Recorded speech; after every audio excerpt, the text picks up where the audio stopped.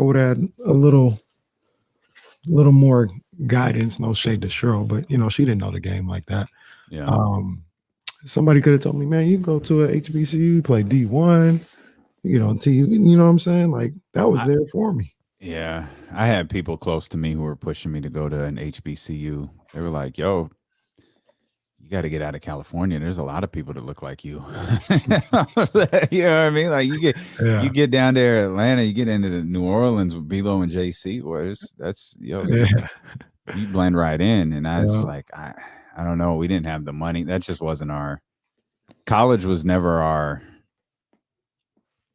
focus. You know what I mean? Yeah. And so I just focused on the internship and the radio stuff, but obviously not bad. Yeah, worked out. I always look back like, man, it'd be cool to. I always think back on that, man. And I tell like my little cousins and stuff like that, man. I'm like, man, get out of here, man. Like, go. One or two things will happen. You'll either love it and you might not come back, or you'll hate it and you come back home. Like, so what? You know what I'm saying? Yeah. Like, I've seen both. I've seen people who haven't come back, and I've seen people who are like, nah, it's not for me. And they came right back home. And all right, at least you got that experience. You know what it is, man. So yeah, I think about that often. Hey, look who's checking in. The dope ones. He must be working on something. I feel like he's working on something. I'm gonna say it right now. I'm gonna say it on air, man. I got to put my order in for the sketch. For the sketch, yeah. I gotta get the sketch, man. The sketch is cold. I like the sketch, man. I told him, you saw the Will Smith. You got to see the mural, by the way. The mural's on the wall now. You got to see the house. Y'all got it. The house looks a little bit different since the last time y'all were. I just finished project number 2 yesterday, last night.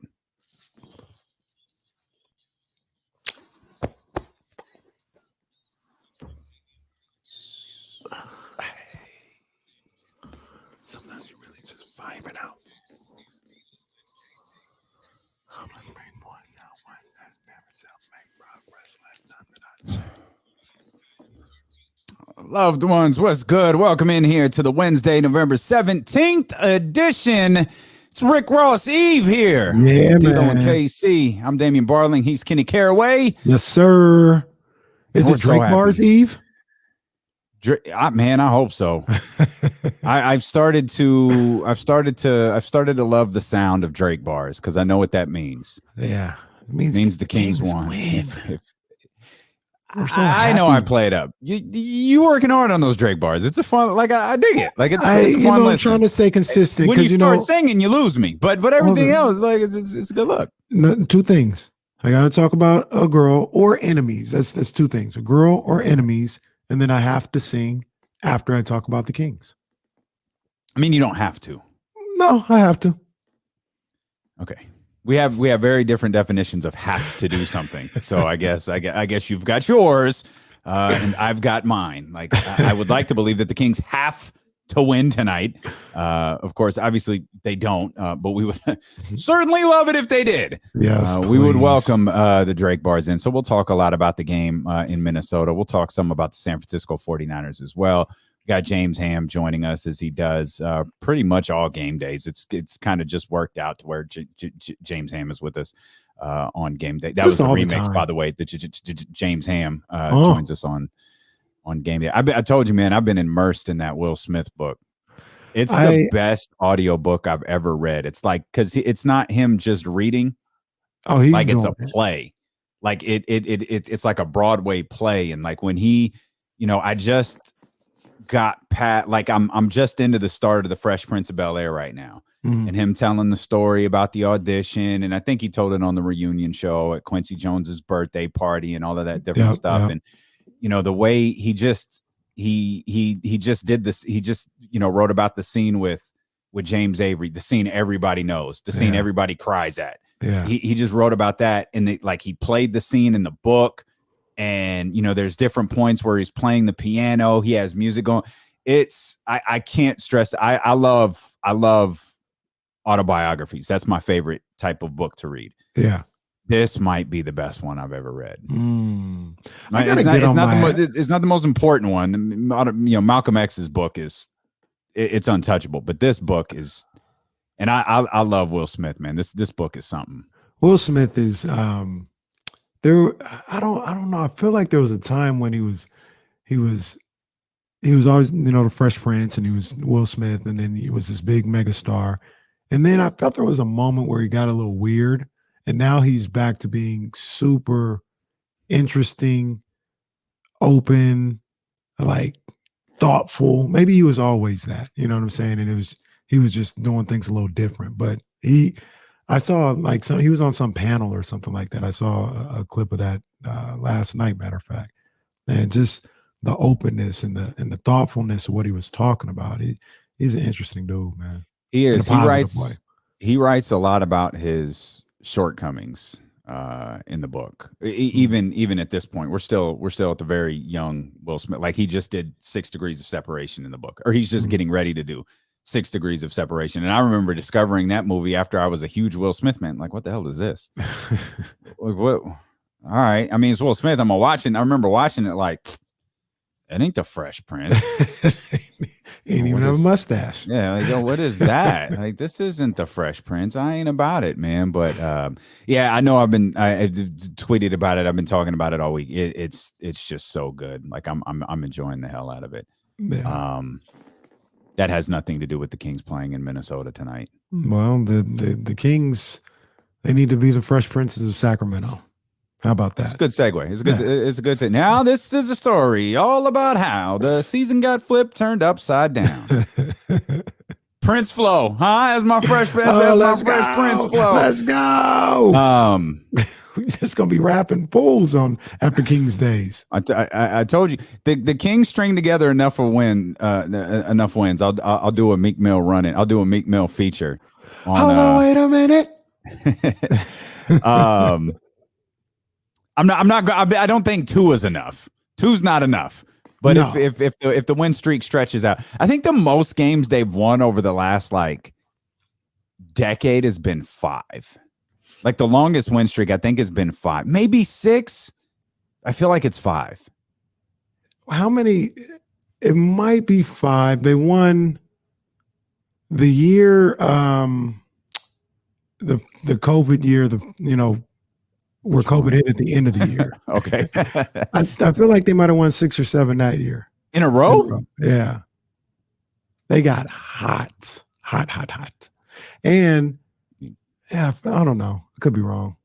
Jesse, prove me wrong or right. 6 or 7 seems like a lot. Maybe 6 of 7. They had a couple of those. They had they did have a couple 7 of of those. 8. Yeah. 8 and 9. I think even the George Karl year.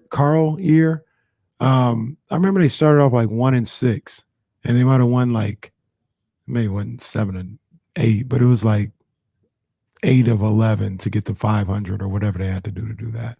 The wild nature of it really is incredible. And I think James brought this up on a couple of days ago. What day is today? Wednesday? It was Monday. This stuff spreads across like ownership groups, coaches, general managers. Like, it's just all over the place.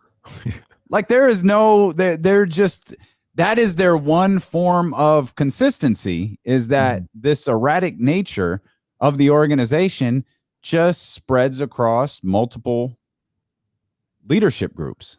It's so bizarre. And I know, we could play E40 if we want to for somebody like Vivek. I know, like, when people are like, it's just crazy what goes on with the Kings organization. This stuff doesn't happen in Miami, or it doesn't happen in San Antonio or something like, or the Warriors. Yeah, we know. Okay. Mm-hmm. But it happens in New Orleans, and they found a way to make the playoffs since then. Like, some of the things that go on, it's not debilitating. Like, it really shouldn't be debilitating where you can't just make the playoffs. Like, can you win a championship? Probably not, with the way some of the things go on. But it shouldn't be debilitating where you can't even make an 8 seed once or twice. You know what I'm saying? Like, it's not that crazy. Teams fall into the 8 seed. Like, damn it, we were trying to make the lottery. Just fine. Let's just go play this playoff series. Like, Oh Jazz, man. the Queen Bee. We were watching the game on Friday, and it was before. It was when they were winning. It was before the collapse, and she's very loosely follows the Kings and follows sports in general, mainly because I'm always having something on. Damn it, Michigan lost last night, but Get she was used just to like, it. There's going to be a couple of those on the way, okay, my man. There's a calm couple down. of those on the way, my Fact, man. matter of fact, we'll talk about it later. The game of the century might not even be the game of the century. I know. Okay. I smell what I smell what you're cooking. It might I got not it. even be the game, and I ain't talking about Maryland. Okay. All right. But she was sitting there and just kind of an outsider, and she's like, it's really crazy that you guys just have never been good since I've met you. 15, 16 years. Like it doesn't make any sense whatsoever. How can you never have just one good year? And I was like, I know, I don't know. It's a bizarre franchise. It's a bizarre place, but we gonna stick beside them. We gonna stick beside them. Y'all know about that. Just a little TikTok for you. Oh, fam. Come on, man. What like who are we talking to 12-year-olds now? What are we doing? What are you doing? We got a demo. Are you doing TikTok? Are you doing TikTok dances with Reese and Jazz? Come on, tell me the truth. Nah, I don't. I stopped my social media TikTok. I feel you. Oh, so you had it? No, I never got it. Oh, okay. So TikTok is fascinating in that I feel like if you're a grown person, you could get away with it if you're like ultra famous. Like if The Rock is doing TikTok, that's The Rock. That's fine. So, but you and me, like, man, y'all need. What are y'all? Like, what are y'all doing? Like, you imagine if the chat house got a hold of a D-Lo and KC TikTok profile, how much they'd let us have it on a day-to-day basis? Like, yeah, it ain't gonna work. It ain't gonna fly. Too much work. Like to sync up at least it seems like it, to sync up the audio with your video, cut this video. Bro, I'm not trying to be an editor. I just want to post my little video and move on. This dude, like, I saw like these. So one of the popular videos, because all of these videos wind up on Twitter, anyways. Right. Yeah, exactly. That's how I see these TikTok videos. They're on Twitter, on Instagram. Yeah, or IG, right. And then you see the person who has this, like, it's like a beat drop and it's like, boom, they're like snapping their fingers. And every time they snap their fingers, like their outfit changes. Oh my gosh. It seems like it would take 90 hours. It's like, yo, that was a 15-second video and I'll kiss your ass if it took anything less than 90 minutes for you to film. Like, really, you spent 90 minutes of your day at minimum to do that? Man. Yeah. I ain't cut out for it. I ain't cut out for it. Not looking at anybody differently. I'm just saying that's not my bag. I stick to my bag. I stick my little Sacramento splashes and my Drake bars. That's where I stick to. Those are my two favorite bits because it means the Kings won. Yeah. Sacramento splash and what was the Humble Hearts video? Oh, that was the Giants. Dodgers and the Giants. That was the Giants. That's my favorite video ever. Because I'm just like the arrogance is just like oozing out of you as you're doing this video. Oh, it's the best. That was my favorite. So, Humble Hearts, but this ain't no AAU tournament.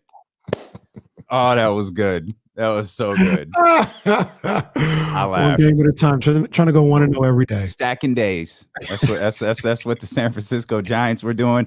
Stacking days, and that's what the Sacramento Kings are doing. And look, I know we did it yesterday, but come on, man. When you're manager of the year, when you win 107 games, you need more awards. Oh, that was a little low. Let me bring it back up. Yeah, there you go. Yeah, man. Gabe Kapler, man.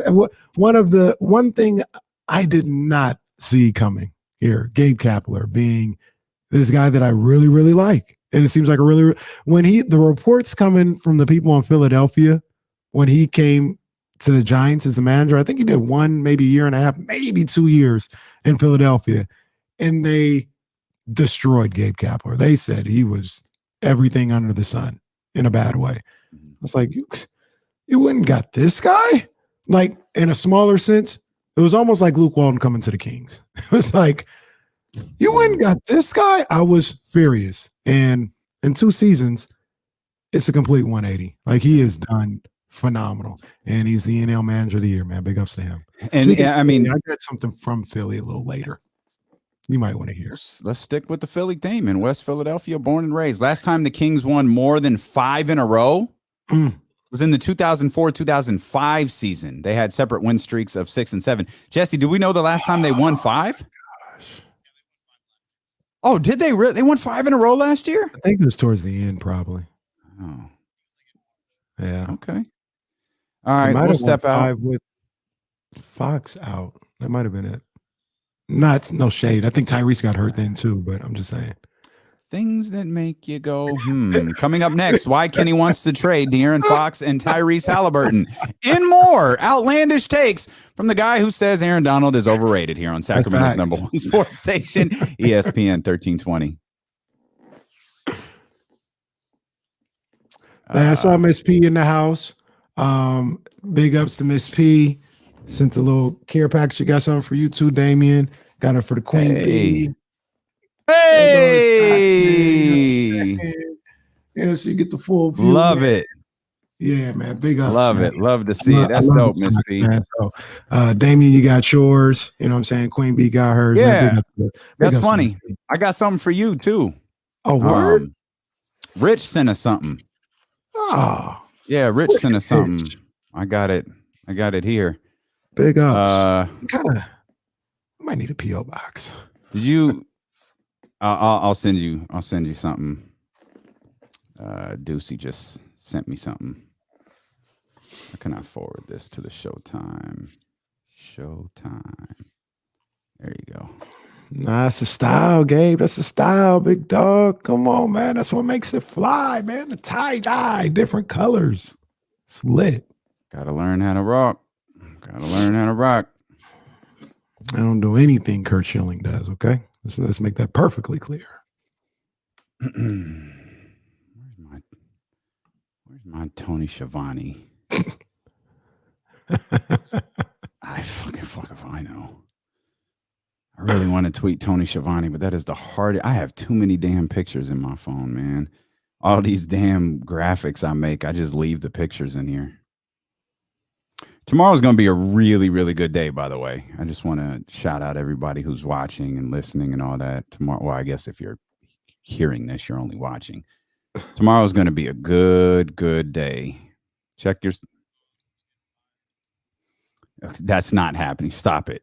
Jesse, knock it off. It's not happening. Who? Right. Huh. Gonna put some butts in the seat. I can't find that damn picture of Tony Schiavone because I want to tweet that so bad. Wow. I'll find it. No. Hey. Okay. Okay. Cool. Yeah, I guess so.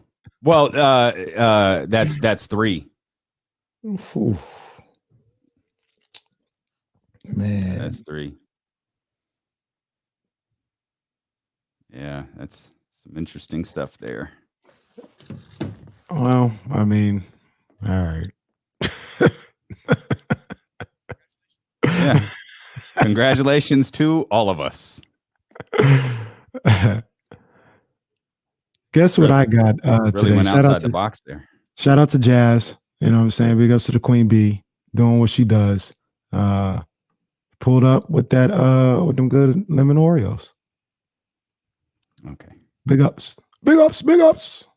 Friends don't let in a soda. No.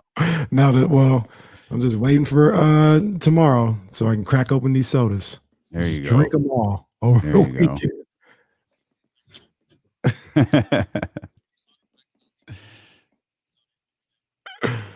Well, isn't that doesn't what's his name eat or drink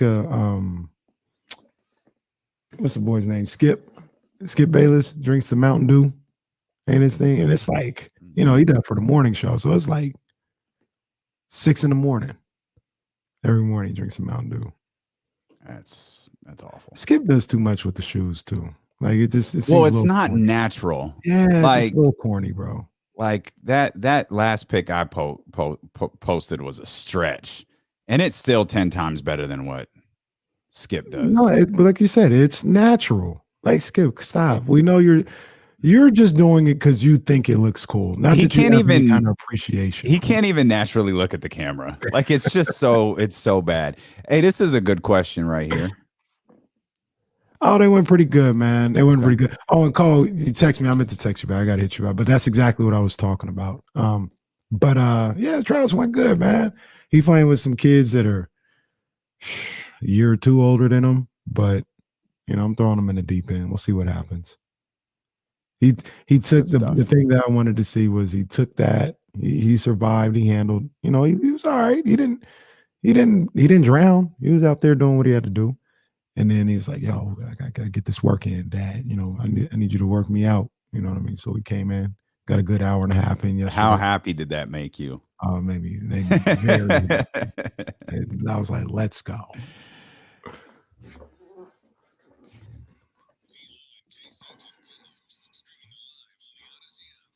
Indeed, Odyssey app available for you now wherever you get apps from. You can discover hundreds of new exclusive music stations available now for sports and music fans by sports and music fans. You got to know by now the new Odyssey exclusive stations on the Odyssey app, brought to you in part by Macy's, Geico, and Coke Zero Sugar. Kind of in a vibe today. I'm just like, I think because there's a game tonight. Mm-hmm. And I'm really anxious for tomorrow because what tomorrow comes. There's a lot more than just the Rick Ross interview. Like we're changing up some things as it pertains to D'Lo and KC. Like the backdrops are going to look a little bit different for tomorrow's show. So it's kind of like, yo, let's have some fun. Let's chill. Let's talk Kings basketball. And then it's like today the work begins at 4. Mm-hmm. It's like the work begins at 4 o'clock to get ready for tomorrow at 3 o'clock. And the vibe is different. I remember the first time we had Rick and Brett on, man, I was nervous as hell. I was like, man, we got one of the biggest hip hop stars on the planet coming in here. The CEO, not only the CEO of this massive company, but the CEO of a company who's bought into this radio show that's a couple months old in the city of Sacramento. Right. And I don't have that same feeling tomorrow, but there is that. There's that like big fight feeling. Yeah. So it's always gonna be that. I'm just really anxious, and everything I was thinking about today was about tomorrow. Mm-hmm. And it was like, as I was laying out this show, it was like, oh, I got to do this for tomorrow. Oh, I got to hit up Danny in San Francisco about this 4 o'clock. I've got like 10.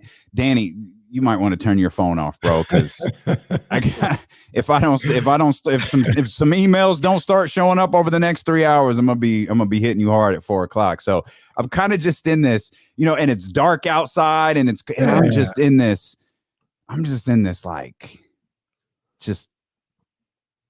You're in the zone. You're in the zone. I'm in such a place like I can't even describe it. It's like I'm just chill. That's called the zone. Like I said, we shout out Black Bottles 916. You know what I'm saying? He's looking out on a couple things and trying to get some stuff together as well. And it's like, yo, it's game day. It's game day. Let's go. And it's not even game day, but it feels like it's the day before. It's the day before. Like it is a game day for the Sacramento Kings, though. Do you got the Philly take for now or for later? You said something about Philly. Yeah. It's a little audio that I wanted to play for you that just might make you smile. Okay. We'll play it later though. Okay. All right. We'll save it. Let's get into the game tonight. Quick hits type deal. Okay, word. I got you. We welcome those listening and watching on twitch.tv/ESPN1320, youtube.com/ESPN1320. If you're listening more on the Odyssey app, we know a lot of you are driving around making your deliveries. By the way, shout out to all the delivery drivers out there who rock with D'Lo and KC. We know things about to get real busy for you. And if you work in my area, things have been really busy for you this week. So just know we appreciate you rocking with us. We know that you can't watch the show, but we appreciate you listening on the Odyssey app or on 1320 AM. And if you want to go back and see the show, it's always a good thing to do, man. And being subscribed to the Twitch and YouTube pages tomorrow, that's going to be a good thing, man, because we're going to have some fun with Rick Ross and Brett Barrett join us for a commercial-free hour at 3 o'clock. Just a couple of weeks. I think we got him before the Breakfast Club did. Like, think about that. Think Where about you at, that. Charlamagne? Where you at, MB? Rose coming on the show to promote the new album before he's going on the Breakfast Club, man. So it'll be a fun day tomorrow at 3:00. It'll be an interesting night, man. The Minnesota Timberwolves are always an interesting matchup, and perhaps more specifically, KC, D'Angelo Russell is always an interesting matchup and interesting is definitely not the right word. No, stressful. Yeah, I would have used some expletives there, which is why I went with the word interesting. But D'Angelo expletive Russell. Yeah, correct me if I'm wrong. Last year, D'Lo was like not playing. Wasn't he like out? Yeah, he came back against the Kings. And then it was like, hey. And lit him up. Yeah, it's like, hey, the Kings are on the schedule. I'll come off the bench tonight. And sure enough, he comes off the bench and lights the Kings up in his return to the lineup. And it's like, Jesus Christ, Jackson. Like, and of course, everyone remembers what he did when he was with Brooklyn. Man. That's an all-timer in a bad way. I was there that night, matter of fact. So was I. Yeah, that was epic. Jeez. That was just epic. And like anyone who was there will never forget that. No. And it was like, I remember the whole time, it's like, they can't blow this lead, right? It was like 25 in the fourth quarter or something like that. Like, they can't. It's going to get close, and then they'll like get it to 2, and then the Kings will score like 2 straight, get it to 6, and they'll win, and everybody be like, they almost blew that. They're not going to really like blow the whole thing. And they blew the whole thing. They did. Indeed, they did. I'm looking back at this. This is Minnesota. This is last year. D'Angelo Russell scored 13 of his team high 25 in the fourth quarter.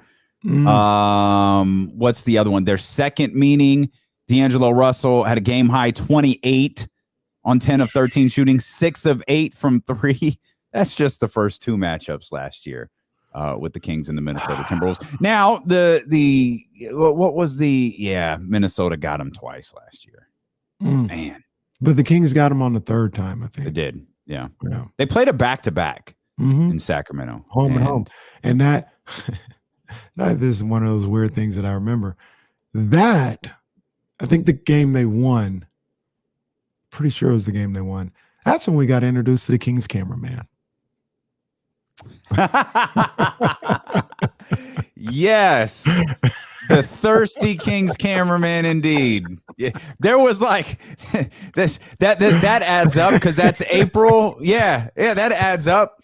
There's like 6 fans in the arena, and that cameraman zoomed in. He's a wild boy. And shout out to the director who knew. Oh, we got the shot. We got the shot here. Let's go to that one. If you know, you know. If you don't, I don't know what to tell you. Poker Pro Eric knows what's up. That King's cameraman was wilding out. I wish I knew who that was, man. I respect the hustle. Just tip my hat to him. I respect the hustle. Oh, man. But yeah, the Kings, Timberwolves, it's not exactly what I thought. I thought they'd be going for that 3-1.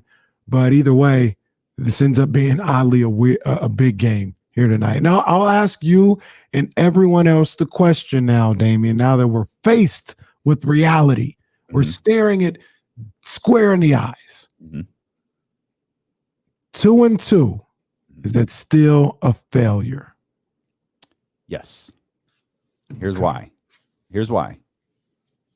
Look at what's happened on this road trip. Feels like they've been on the road for 2 weeks. Right, it does. It does. But even if you go 2-2, that athletic report is out there now. Someone felt the need to get that out there to the Athletic. And 2-2 now. Shoot, if you had just said, if you win one, all 2-2s aren't created equally. That's very true. Win, lose tonight, that report's not out there. But that's not what happened. You were coming off 2 losses already, and then you had loss, report, beat Detroit, and now you got this game tonight. So no, this road trip obviously I hope the Kings win tonight. I hope the road trip is split at 2-2. They come back, they're a game under 500. Right? My math is right. They're 6-8 right now. They come back, they're a game under 500. That in and of itself, like, okay. Broad picture. All right. That's not it's not what we wanted. I mean, especially given going back to the note that we had before the road trip started, the combined 17 games under 500 for these 4 teams, 4 opponents. But now with it, it's just another, you got more gas thrown on the fire right there after that as that losing streak kind of went along. And so it feels different now. It feels like they're going to come back a little, win or lose tonight. They're coming back scarred. I understand that. I will say this though, once again, all 2 and 2s aren't created equally. You bounce back and you win the final 2 games of a road trip. It's a little different feeling, right? Gotcha. You know what I'm saying? Like if they would have won the first 2 games and then lost to Detroit and Minnesota and kind of licking their wounds coming back home. You know what I mean? It's all, it's all the timing and how you look at it. I understand everybody that says 2 and 2 is unacceptable, and they said it before and they're saying it now. I get that. But I don't think it's a failure. I don't think it's great. It's just average. It is exactly what 2 and 2 is. It is average, and it's 500, and that's what 500 or around 500 teams do. Yeah. Because if they beat all the bad teams and went 500 against the good teams, they'd be way above 500. Yeah. So 500 teams have quite a few bad losses in there, and I think that's essentially what the Kings are. I'll be honest too. After because I, as a Kings fan, you certainly try to project the positivity. You know what I mean? You try to be hopeful that things are going to go well on this trip and the whole thing. But after seeing Detroit, man, that's a tough basketball team. Like that's in Oklahoma City. Like I think a little bit, and I understand the process that's happening in Oklahoma City, and I sincerely apologize for using that overused word. But Detroit, like it's just not that they're in the early stages of trying to figure things out. Man, I got to assume, and I have all the respect in the world for this guy. They're keeping Dwayne Casey around to teach these guys how to be like. They're not keeping Dwayne Casey around to get to the 10th spot. Right. Like I have to believe that when they re-signed him, it wasn't with the expectation of you're going to get us to the postseason. It's like you're going to work with these young men and teach them how to be basketball players. And that's and I think Dwayne Casey is absolutely capable of doing that. But that's man, when you watch them, that was tough. They're rough. I mean, I like Sadiq Bey. I like Cade Cunningham. Jeremy Grant, he's a good ball player, but he's not going to be there when they're actually trying to do something. Right. I don't know when it's so hard with young teams like that, right? Because they are so young. Although I think Sadiq Bey might have been a 3 or 4 year guy, but Cade is 19 years old. And it's not an indictment on their talent. I just don't see it. Like even with Houston, they're just as young and just as bad record-wise, but I see it. I see Jalen Green, Kevin Porter. As much as I've, talked about how I wish Monty would have got him, and I love his talent, you watch him play, and it's like, he's got a lot to learn at best, right? But him, Sengun, Christian Wood is probably like a Jeremy Grant type guy. Like when they're ready to play well, I don't think he'll be there. But I see it with Houston. I don't see it with Detroit. Detroit looks a little hopeless, even with young talent. They look a little hopeless. Yeah. And I don't know what's going on with them. So that was a game that you had to win, and you almost had to win the way you did when you were the Kings. Like there was no business letting that team hang around, especially when you got up early. Don't let them get back in the game. Well, especially when you're reeling too. Yeah. Everything that had happened with the Kings over the weekend. Like you were against the ropes, to use a boxing analogy, and someone was just waiting to tee off on you. So, they did a good job fighting back. It's really interesting, man. I know wins and losses are all that matter. When you talk about how the team is playing, nobody wants to hear it. I don't really want to hear it. I'll say it anyway and cover my ears. But they were playing really well against OKC, and they just dropped the ball, and that's probably more frustrating than anything, because what we saw against Detroit, they were doing that against OKC, like bounce back, after a bad performance. They were bouncing back. They were playing well, up 18 points. And they let them off the hook, lost that game. And the whole, 2-2 is so much different if you take care of the OKC game, beat Detroit, and lose to Minnesota. Mm-hmm. Like, it's a different feel. Like you mentioned, the story's not out for one, but just the vibe of what this team's got going on is completely different. So yeah, they just need to win tonight, save face for the rest for this 4-game trip, and try to get back on a good foot when they get back home. Man, that's going to be tough. That's going to be tough with Toronto ahead. They get Toronto though. Who's Saturday? I'm sorry. Toronto, Utah, and then why do I keep forgetting the game we gave tickets away to? and then Philly's in there, right? Monday. Philly's on Monday. Isn't it Philly Monday? Yeah, that's right. That's right. So Friday. Man, that's tough. Philly still with no Embiid. Philly got destroyed last night, and I'm not saying that to say it's going to be an easy game. Yeah, but that team without Embiid is different. It's also 5 days away, or it's Monday. The Philly game, I think is Monday. It's Monday, and I think Embiid is in. It's a COVID thing, right? It's not injury. Oh, is it? Oh, maybe it's injury. Maybe it's injury. Don't quote me. Okay, I won't quote you. No one will quote you. You definitely didn't just say it on a radio program. It was broadcasted all over YouTube. Which I said it in question form, though. That you did. That is COVID, maybe. That is a good solid point there. That's right. This is a 6-game road trip. I guess I get caught up in the Ben Simmons nonsense and was reading that they fined Ben Simmons and for not going on the road trip. This is a 6-game road trip, and Jesse's confirming, he's on the COVID list, which means he's not on the trip. At least I would have. I take that back. I'm not. I shouldn't say he's not on the trip. I don't know how COVID protocols go anymore. That works. I feel he like may very well just be on the plane. Hey, whatever, in a hazmat suit or something. I guess if you're away from the team and you go through protocols and you test negative and all this other stuff, I guess maybe you can join them at any time, but that would seem like you shouldn't be able to do that. But I don't know. Well, I don't see why you couldn't. I mean, I assume they don't got Joel. They're not in lockdown. Hopping on Southwest, but you send a plane for him to go, take him to wherever the Philadelphia 76ers are. Just play it safe. Keep them away. I'm fine with that. Better safe than Aaron Rodgers, right? better safe than Aaron Rodgers. And Ben, MLK did tell him. That was actually a quote from the great Dr. King. It's better safe than Aaron Rodgers. That Dr. King said that. People don't remember it because it was at the end of the speech that the only line anybody remembers was, "I have a dream." There's so many. Ain't the time for it. We'll save it for our commercial break. There's so many great stories behind that speech and that event that never get talked about.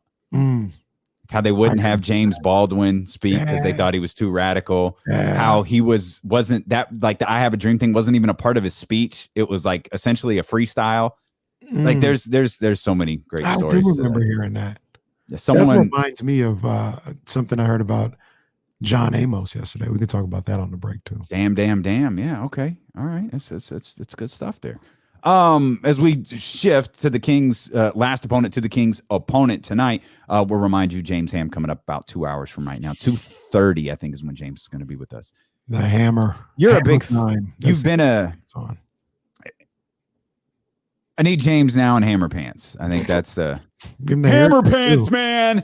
That's the answer. Hammer Pants. You've always really liked Anthony Edwards. Like, the start of his second year right now is pretty incredible. Did you think he was going to be this good?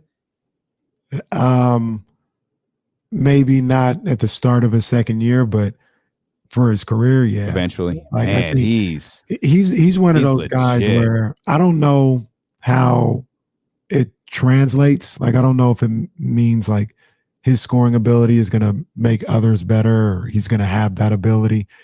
I don't know about that, but I do know he is a bucket. I said it when I saw him at Georgia. And understand, I'm not saying he is this guy, but he looked like a 6-inch shorter Kevin Durant. Like, you could tell he watched KD. He tried to mimic KD or whatever, because the way he shoots, the way he plays, it looks like a shorter Kevin Durant. And that's what he's turned out to be so far. And he's only going to get better. Like I said, he seems like somebody that's just a straight scorer. He's not a playmaker for others or anything like that. He just goes and gets buckets. But if you pair the right people around him, he could be a problem. He's almost like I felt like a more explosive Devin Booker. That's kind of how I feel. Wow. Yeah. How long, or based on some things we read this morning, perhaps it's now, how long before Anthony Edwards is the focal point of this team?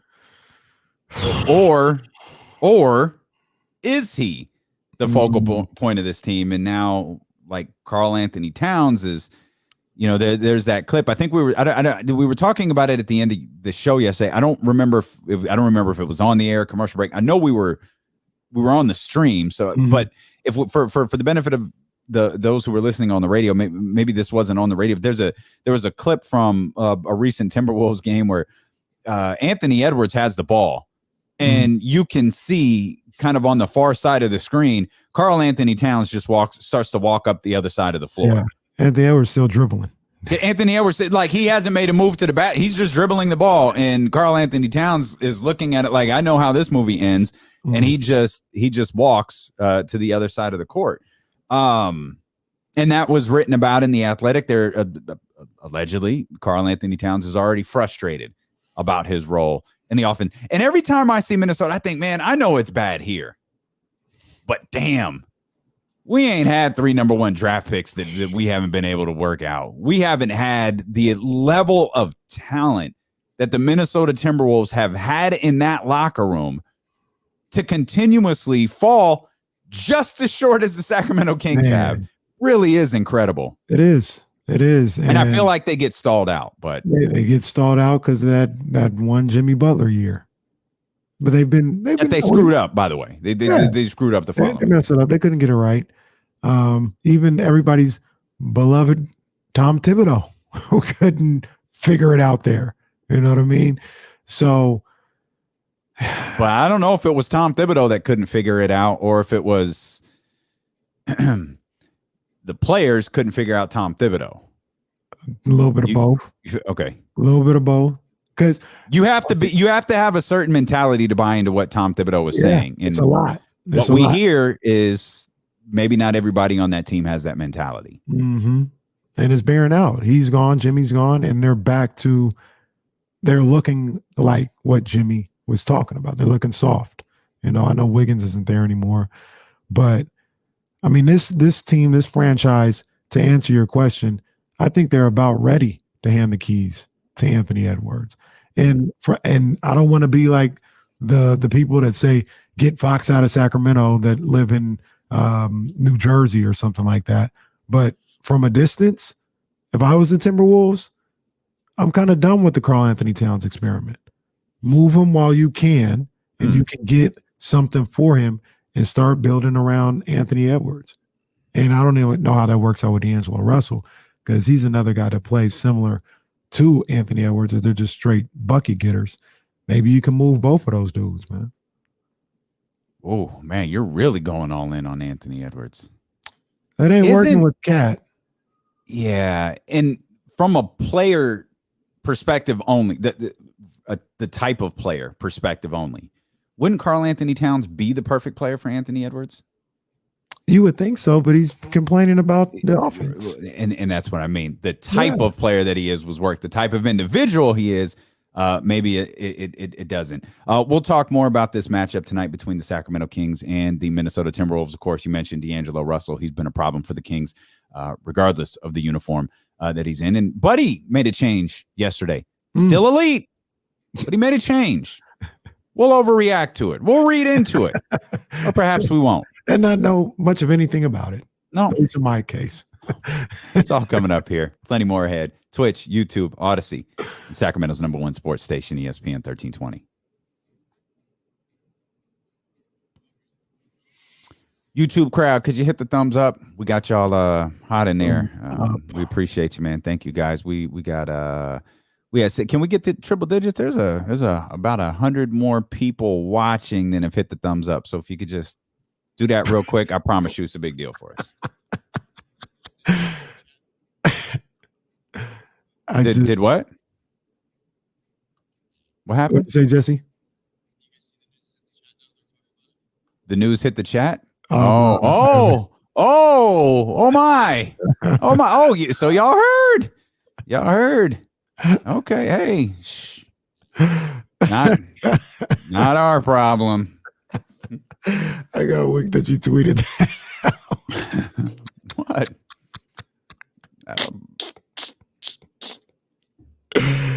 That'll put some butts in the seats. What did what did my man Michael Ray Richardson say? The ship be sinking. But no, I saw near, about, far, wherever you are. That was a bad job by me. I could have hit that line a little cleaner, but y'all got the gist of it. Y'all got the gist of it. Hey, Mark Primo hit us with the anniversary. Good call right here. We'll hit this right after the break. Oh, okay. This is a good one. I want to give a big shout out. First of all, big shout out to Jason Jones. Happy Founders Day to him. Hey. And then I want to give a big shout out to he found his people. He found happiness. Yeah. Young Sab was in here, man. It's his birthday, man. He was looking for a birthday shout out, man. So I gotta give my man Young Sab, even though his Chargers are struggling. Give him some horns. That's all right. So what I was gonna say, John Amos, I read something that was pretty interesting. So 8 more thumbs up. Go ahead. Sorry. He was Good Times, James on Good Times, by the way. He really was excited about the show when it started. It was going to show a young, Black family, just in their element, being a loving family or whatever.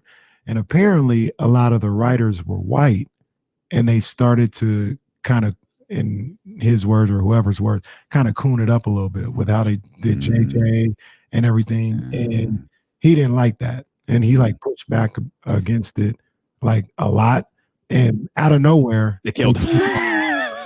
I vaguely, that whole thing wasn't even planned. Literally yo, you're out. And I remember that. Yeah, I remember that. I don't remember. I remember reading or hearing something about that he was that's kind of why he was offed. Yeah, that's crazy. That's crazy. I'm anxious to hear as I just keep drooling over this book. You got me ready. I gotta go check this out. The book? Yeah. I'm anxious to hear what he says about Janet Hubert, because he's just praising the cat. He's praising everybody. I'm anxious to hear if he does a bit of a better job than he did on the reunion trip. Did you get to the part where he talks about he tried to get with Hillary? Yeah. Well, yes, but he glossed over it really quick. He mentions it, he says it, and he says that it was Karen Parsons who was like, "No, we're not doing that." And he was kind of "Yeah, good call, KP. It was a good call." Yeah. He did tell the story. I just finished this part of how he met his first wife, which I had never heard this before. I don't know if you have. So he was talking about how all the gorgeous young actresses, were running through the set of Fresh Prince of Bel-Air. One of them was Jada Pinkett. And so he encounters Jada Pinkett, and she's like, yo, what's up, shorty? And he walks up to her like, yo, what's up, shorty? And they had told Jada she was too small to play Will Smith's girlfriend on the show.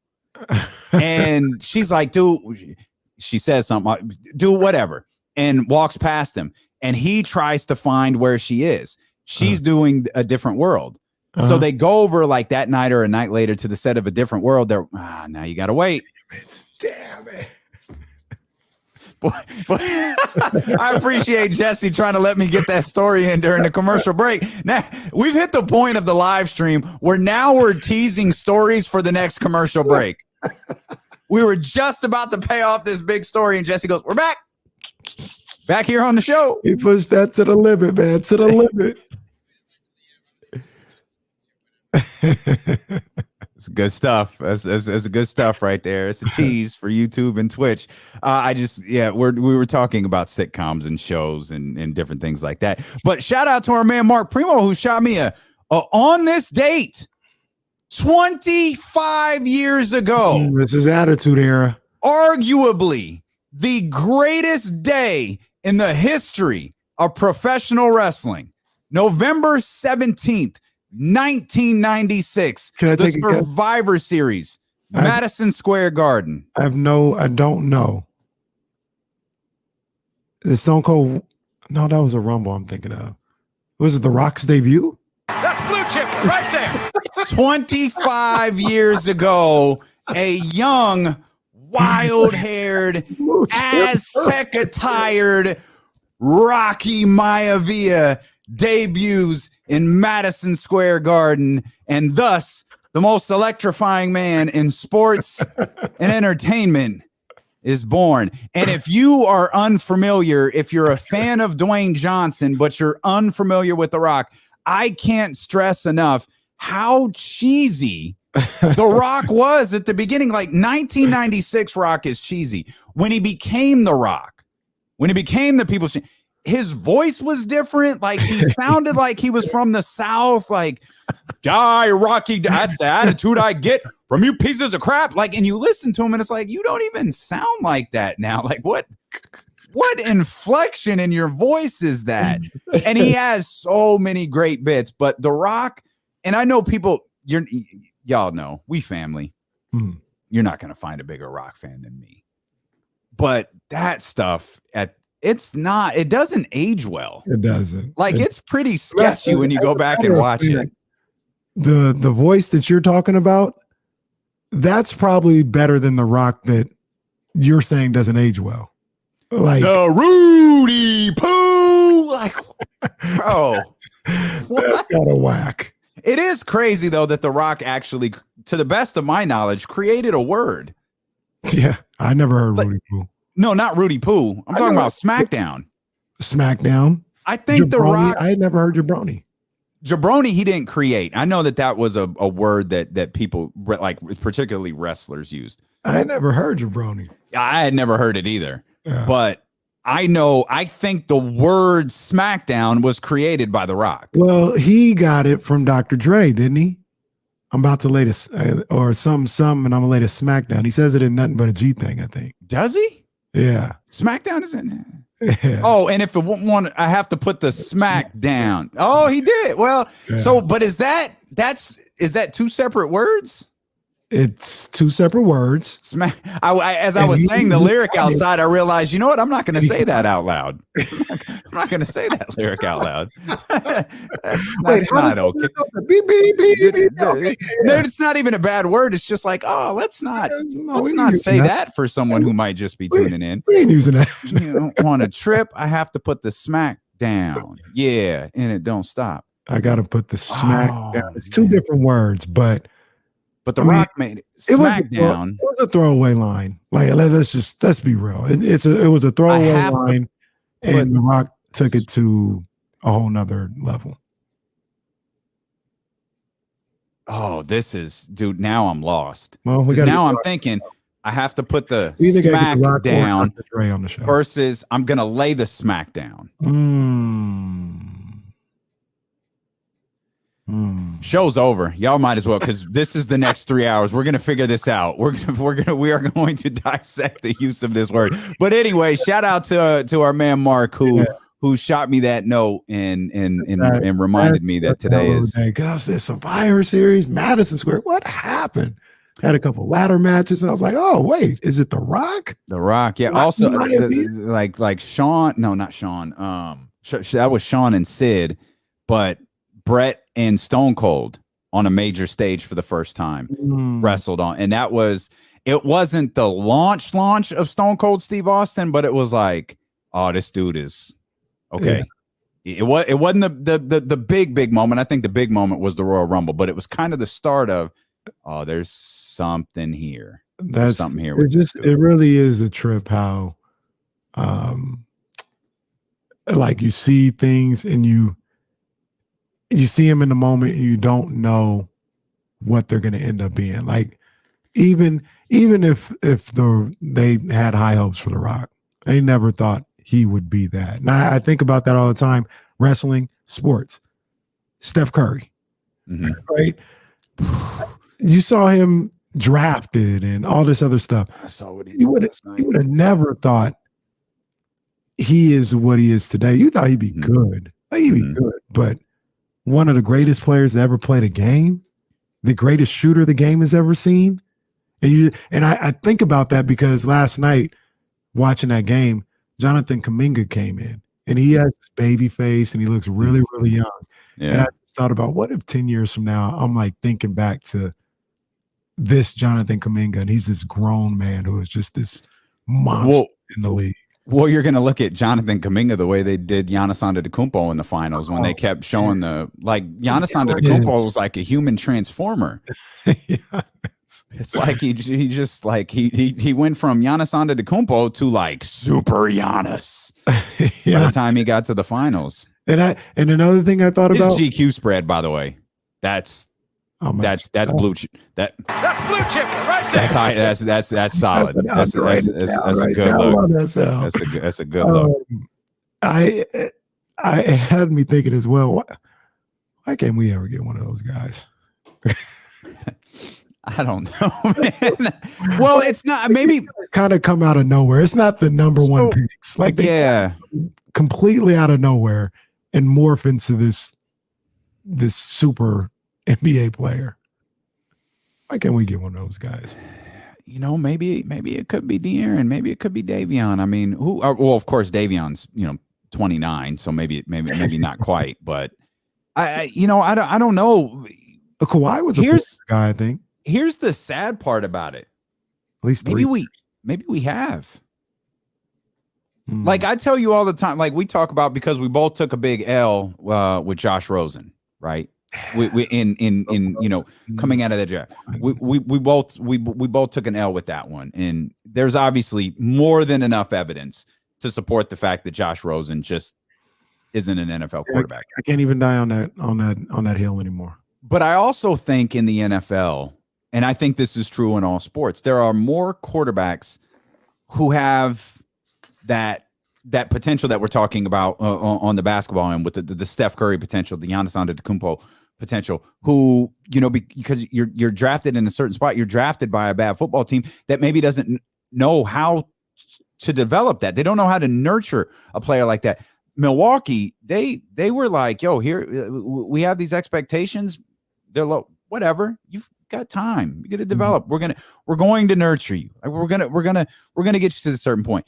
Man, imagine if the Warriors had lowballed Steph Curry when he signed the greatest contract in the history of professional sports. Yeah. It was a market value contract that a lot of Warriors fans, they do love to forget this, thought they overpaid for. Oh, he's never going to see the end of it. He's got these ankle problems. He's going to be on 3 teams in the next 4 years. And then next year, he turns into this guy that we know now, I know he's far from old, but he's doing the same things he was doing 5 years ago. Like he did it last night. How is that even possible? But we'll get to Steph in a minute. But the point being, maybe we have had that guy, but we weren't as patient with them as the Warriors were with Steph Curry, as the Bucks were with Giannis Antetokounmpo. I mean, and there are cases where the team doesn't have to be the team. OKC, this is obviously a famous example in the other direction. You knew you had something with James Harden. You made the decision to go in a different direction. Mm-hmm. And we saw what James Harden was able to do after he left. And those are all great points. And I want to say this without. I feel like anytime you say that, you're going to follow it up with, now you're wrong, though. Well, no. I want to say this with all due respect. I don't know what these guys do outside of what's reported and what's put on YouTube or something like that, right? But like the will and the competitive fire that you see in guys like Giannis and Steph Curry is just, it's crazy. And there's a part of it where you don't even, I don't really care what these guys are saying, these GMs and scouts and stuff like that. I was about to get the drop today, and I ran out of time. I wish I had it. I'd press it right now. But you think you know, but you really don't know when it comes to how motivated, how committed is this guy to being great. And you look at Steph and Giannis, and you think, like, yeah, these guys got a crazy motor. You know, Kawhi. I know they're later picks, but you know they got a crazy motor. They're driven to be great. You think, but you don't know until they're really in that NBA setting. And in the case of Curry and Giannis, their will and their want and their dedication to be the greatest version of themselves, and maybe even greater than they could ever imagine, is unmatched. And like I said, I'm not disparaging anybody on this roster right now, but I'm just saying that's something that I wish I envy that, like from Milwaukee and Giannis. Because Giannis, I told you last year in the playoffs, or I think when we gave him the belt or something like that. Giannis is fearless, and you cannot mess with his head. Like you can't get in his head and get him out of his game. And I said that when I saw him airball free throws, airball three-pointers, and come right back down and take the same three-pointer and attack the basket to get right back to the free throw line. That is fearless to me. You cannot deter him, and he is going to get better. He's going to use that same determination to get better, to lead his team, all this other stuff. And it's like, dang, I need one of those here, man. Because I can live or die with one of those guys. If we don't make it with one of those guys, I can live with that. You know what I'm saying? And that's just what I want. Like I said, I don't want nobody gone. I'm not saying that. I just want one of those guys too. You know what I'm saying? Like you said, maybe we got them. I don't know. I don't know what these guys do when the iPhone camera ain't on or the camera crew isn't there. They may be doing the same exact things, but I know what Giannis and Steph are doing. And it's a lot that we don't even see. That is just, it's no accident. They are who they are. It's no accident. You're listening to D'Lo and Casey on ESPN 1320 KIFM, West Sacramento and Odyssey Station, and driven by Lashers, Elk Grove Dodge. It's Kenny Caraway. I'm Damian Barling. James Ham going to join us in 90 minutes. We got Kings tickets. Kings versus Portland coming up in 60 minutes at the top of the 2 o'clock hour. We will have those for you. We're also live on twitch.tv/ESPN 1320 and youtube.com/ESPN 1320. We appreciate everybody listening. If you're watching, of course, you could jump in on the chat. If you want to get in on the phone lines, you know they're always open for you, 916-349-1320. One of the most amazing things about Giannis in that run last year was he slayed all of his demons in that final game on his way to kind of cementing his legacy. He slayed every dragon that was in front of him. The free throw dragon, the clutch dragon, the champion, all in one fell swoop. He wiped all of that stuff out. And I think there's something to be said for, I can speak for me, and this is in addition to being terribly unathletic, probably one of the main reasons I was never a professional athlete. Again, just aside from being terribly unathletic, is the fact that for me, you know, when you talk about the mental aspect of everything we do in life is, I mean, it's such a, I don't know what the percentage, it's such a massive part of our life, right? Like here, like an example, like when you're training, I think this is something a lot of people can relate to. Like if you're training or you're trying to lose weight, right? Or you're trying to get in better shape. There are some people, it's just a fascinating look inside like different people's minds and personalities. Some people get motivated.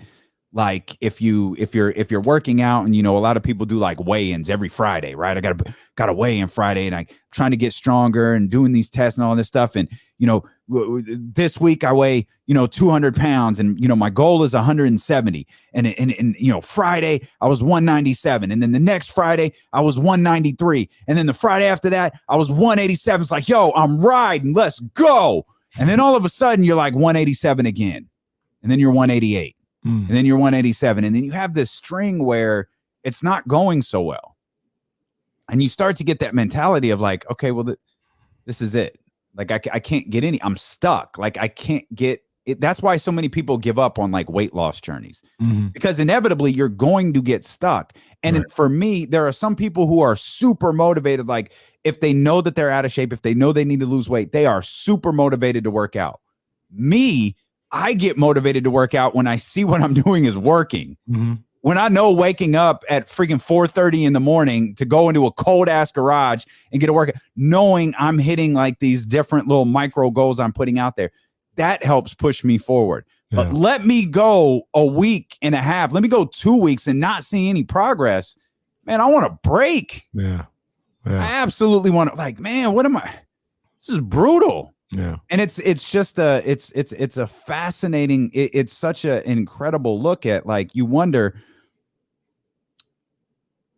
I mean, I guess we'll just use De'Aaron as the example. You wonder if he's shooting 500 free throws, right? Or 500 shots at the end of every game. He ain't telling you. He ain't telling me. Right. He's also like, this ain't working. Yeah. This ain't changed anything this week.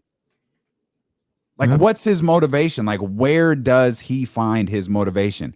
It's why reading biographies or listening to interviews with guys who are with people who are great in their field is so fascinating, because I think that's ultimately what all of this boils down to, is what motivates greatness. We were talking about Will Smith's book earlier. What motivates a dude who was a teenager who won the first ever rap Grammy, lost all his money, got the Fresh Prince of Bel-Air, and became one of the biggest movie stars in history? What's his mentality that got him to that point? Like, what's your focus that gets you to that point?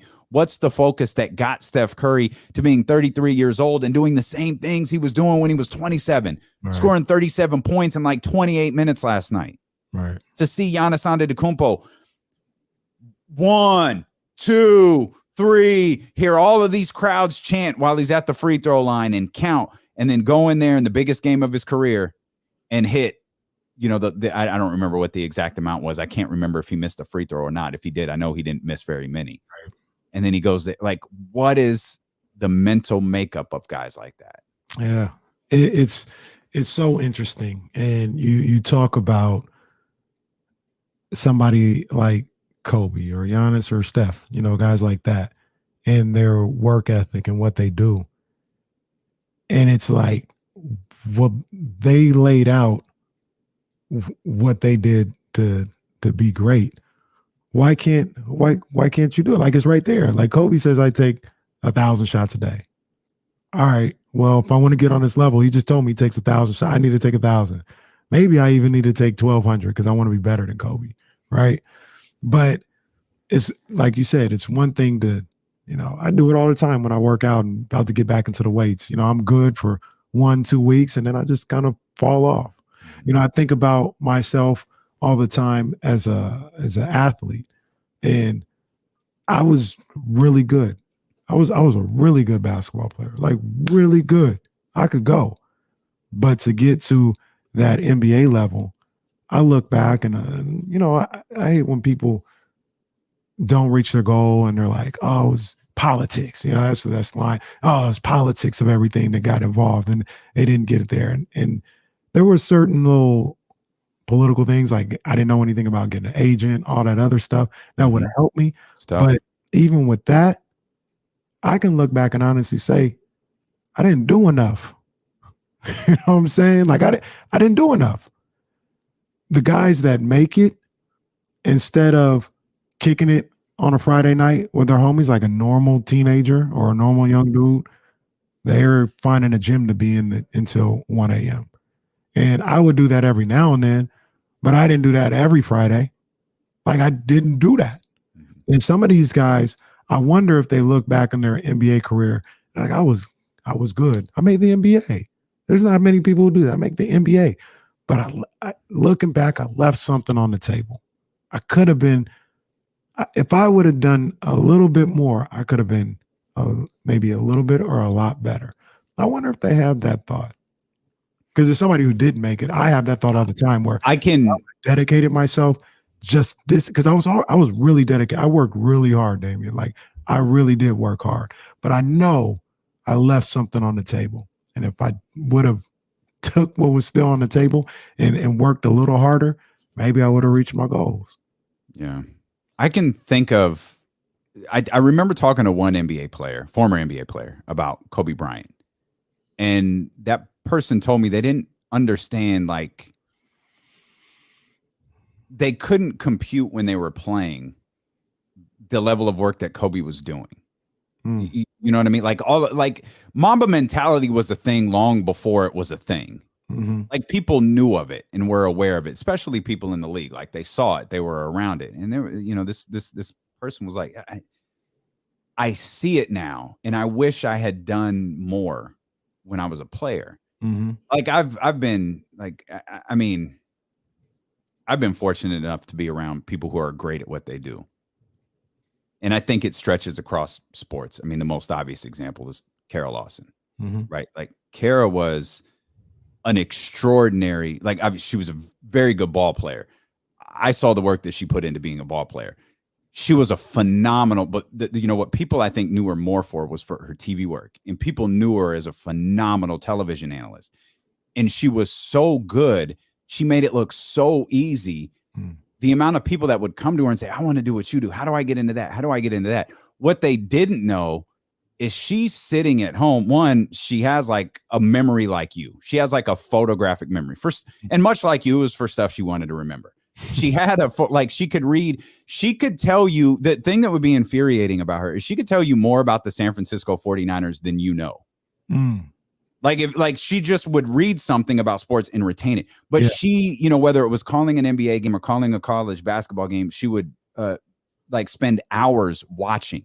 And I think this is what great coaches do. It's why she's a coach at a university like Duke right now, is they devote their lives to that. And it's whether it's watching film, whether it's living in the gym, whether it's living in a high-priced hotel room in New York City for 3 weeks so you could train with one of the best NBA trainers in the entire world, that's the sacrifice you make. And a lot of sacrifices come with that. But that's why those people are great at what they do. That's why they're a part of such a small percentage of society. Yeah. And that's awesome. That's insight. That's awesome right there. And while I wish we had a Giannis or a Steph, like you said, maybe we do. Maybe we do. I don't know. Maybe we do. Maybe we did. Maybe we did and just weren't patient. Maybe the constant, you know, I don't know. I can't lie though. We've said this a million times. I don't care for his circle, but I wish 35 the best. Part of me is very fascinated to see what happens next. Interested isn't even the right word. I literally can't wait to see what happens next because I'm assuming his future isn't here. Right. I can't wait to see what he does next. I hope it's phenomenal. Right. But if we see some sort of development from Marvin Bagley, like I'm going to have questions, you know what I mean, as it pertains to this organization. Now, I'll also say this. If we see some type of development from him, I don't want to say that, like, it would be easy to be like, well, the Kings didn't do it. But the reality might be I feel he's you. 26 and not 22 anymore. You know what I'm saying? So let's stay with this. Let me make a little Marvin Bagley, a rare radio tease here as we'll come back. We'll continue this conversation. We'll continue to talk about the game. Bruh, the Warriors last night were phenomenal. I read an interest. There was a moment on ESPN.com that was really interesting yesterday. There was a Klay Thompson story, right? Mm-hmm. And then right below it, there was a Zion Williamson story. And the dichotomy between those two headlines was fascinating. We'll explain when D'Lo and Casey return here on Sacramento's #1 sports station, ESPN 1320. Damn, we got here cleansing our souls. Yeah, Jesus. good stuff, man. I would have tuned into that. Okay, so Will Smith, right? So Jada comes out of the room. She was auditioning to be, Will's girlfriend, and they say she's too short. He walks up to her, "What's up, shorty? Get out of my face." She leaves. He's like, "I gotta find this girl. Like she's stunning. I gotta find this girl." So they go to the set of The Different World to watch the taping of A Different World. And him and Alfonso Ribeiro, they sit in the stands. Mm-hmm. That's where he meets his wife, his first wife. And he was watching for Jada. And he sat next to a woman who wound up becoming his wife. That's a trip. That is crazy. And I was like, I wasn't like, because he was talking about walking past this girl, and like you could tell he's setting up for something. And I'm thinking, oh wow, I didn't know his first wife was an actress. And then he says that actress was Jada Pinkett, and I'm like, and I'm the kid with the calculator. I'm like, wait a minute, did we just? How?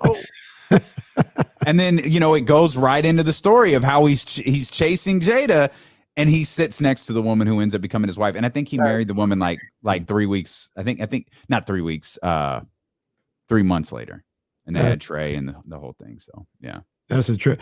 And to bring it full circle a little bit, for whatever reason, this is very random. I was thinking about the Fresh Prince when he was supposed to marry Lisa, and they called it off at the wedding. And then, I remembered, oh yeah, the parents got married after that. Will's mom and Lisa's dad got married. That's right. That's so right. Even if they came back months later and I think we should get married, it was done. They couldn't do it no more. Wasn't Lisa's dad John Amos? John Amos, yeah. Yeah, man. I was like, that's messed up. They did not have to get married right there. That's funny. They were like, look, Nia Long is not coming back. Like we just want to go ahead and kill that. Nia Long is not coming back. What happened? I wonder what happened with Tyra. Was she supposed to be long term, or was she? Because she was on there. For Jackie. She was on there for a handful of episodes. The producers discovered she can't act. They discovered, Tyra hosted Dancing with the Stars. Oh, is she really? Yeah. I never watched the show. I just. We were all rooting for you. How dare you? You know what? And that show. Did Kenya Barrows create that show? America's Next Top Model? I don't know. That thing took off, though. I love Kenya Barrows, man. That thing took off. I don't know why I have no idea why I think that. That doesn't even sound right. He sure as hell did. Wow. He sure as hell did. Wow. That thing was a monster. I still can't get over the fact people don't like Black AF. That was some good stuff. I've watched that series, legitimately. I've watched that series 4 times. I enjoyed the hell out of it. Shout out to Issa Rae too. Insecure. I mean, Issa just bodies Insecure. She did a movie. She did a movie with old boy Stanford. Mm-hmm. Yeah.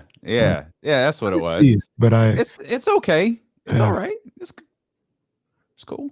somebody, no, it was the Queen Bee, actually. We were sitting there talking, and maybe it's our affinity for LA, but it's sad that Insecure is going off the air because Issa brought to the forefront of LA that you don't see, right? This black, I wouldn't even say middle class, just like people just doing their thing. Like it's not glitz and glamour or the ghetto. You know what I'm saying? Like there's a black community in there where they have these events, they do these things, they live a certain type of life. And she brought that to the forefront like nobody else had. Like I can't think of another show that brings It's getting funnier and funnier every time. I swear Jesse is so sick of us. We're doing all these long form stories during the commercial break. And like we've gotten to the point now where Jesse used to tell us, okay, we're back. And then the music would hit. Now the music is playing, the drop is hit. And when he says we're back, he literally means start talking. We're on the radio. Oh man, we appreciate you, Jesse. Insecure and my affinity for LA. People act like this is a new thing. I always talk about how I love LA. I don't mean I love the sports teams. I love LA. Well, you lived in LA. I mean, it's not like you're from Boston doing a radio show out here or something. Gosh, oh my God. What, you lived in LA? What? I'm saying. I mean, I'm just saying. You lived in LA. But you're from Sacramento, but you lived in LA for a while. Ain't nothing wrong with that, man. It's just part of the game. I don't know what's so funny. Like you from here. It's not like you're coming out to Boston to talk about De'Aaron Fox and the Sacramento Kings. Like you from Sacramento, you lived in LA for a little bit. Of course, you got love for a little love for LA. Ain't nothing wrong with that. So good. A wild boy. You're a wild boy, man. We're just doing a show. It's twitch.tv/ESPN1320, youtube.com/ESPN1320. You know what it is. It's Sacramento's home for real Kings talk. So I don't know what I told you. I was in a vibe today, and now we're just like opening up and telling stories, and we're talking about sacrifices of people who are great. And man, this almost turned into and realizing our shortcomings and what our shortcomings were. It's crazy. What's the Jada Will entanglement? We was one sentence away from this turning into a red table talk, boy. Damn, man. Woo. All right. We got Kings tickets coming up at the top of the 2 o'clock hour. Right? Yeah. Nope. Kings Portland. Oh, trust me, it's Kings versus Portland. Kings Portland. Take that out of the live podcast. Pull, yeah, cut that out. No, it's live, pal. That's my bad. Yeah, it's Kings Portland. Kings Portland. Portland. It's gonna be like a bad R-rated movie edit that appears on TV. Hey, this mother lover. That's it. That's exactly. The Kings are going to take on the Portland. And we've got your tickets coming up at the top of the 2 o'clock hour. David Joe, I get the bit. He says, when I was 7, Kenny, I always wanted to go to Los Angeles. The odd thing about that is I hated LA. I almost moved to LA kind of kicking and screaming. Like I did not want to go. Wait, why did you move? Is that where you went to school? That's not where you went to school. I was in the Bay Area. And essentially when I was growing up, I love Sacramento, but I loved the Bay Area. Like I was like, that's where I want to live when I grow up. Went to school out there, lived out there for a couple of years. I was set. I was good.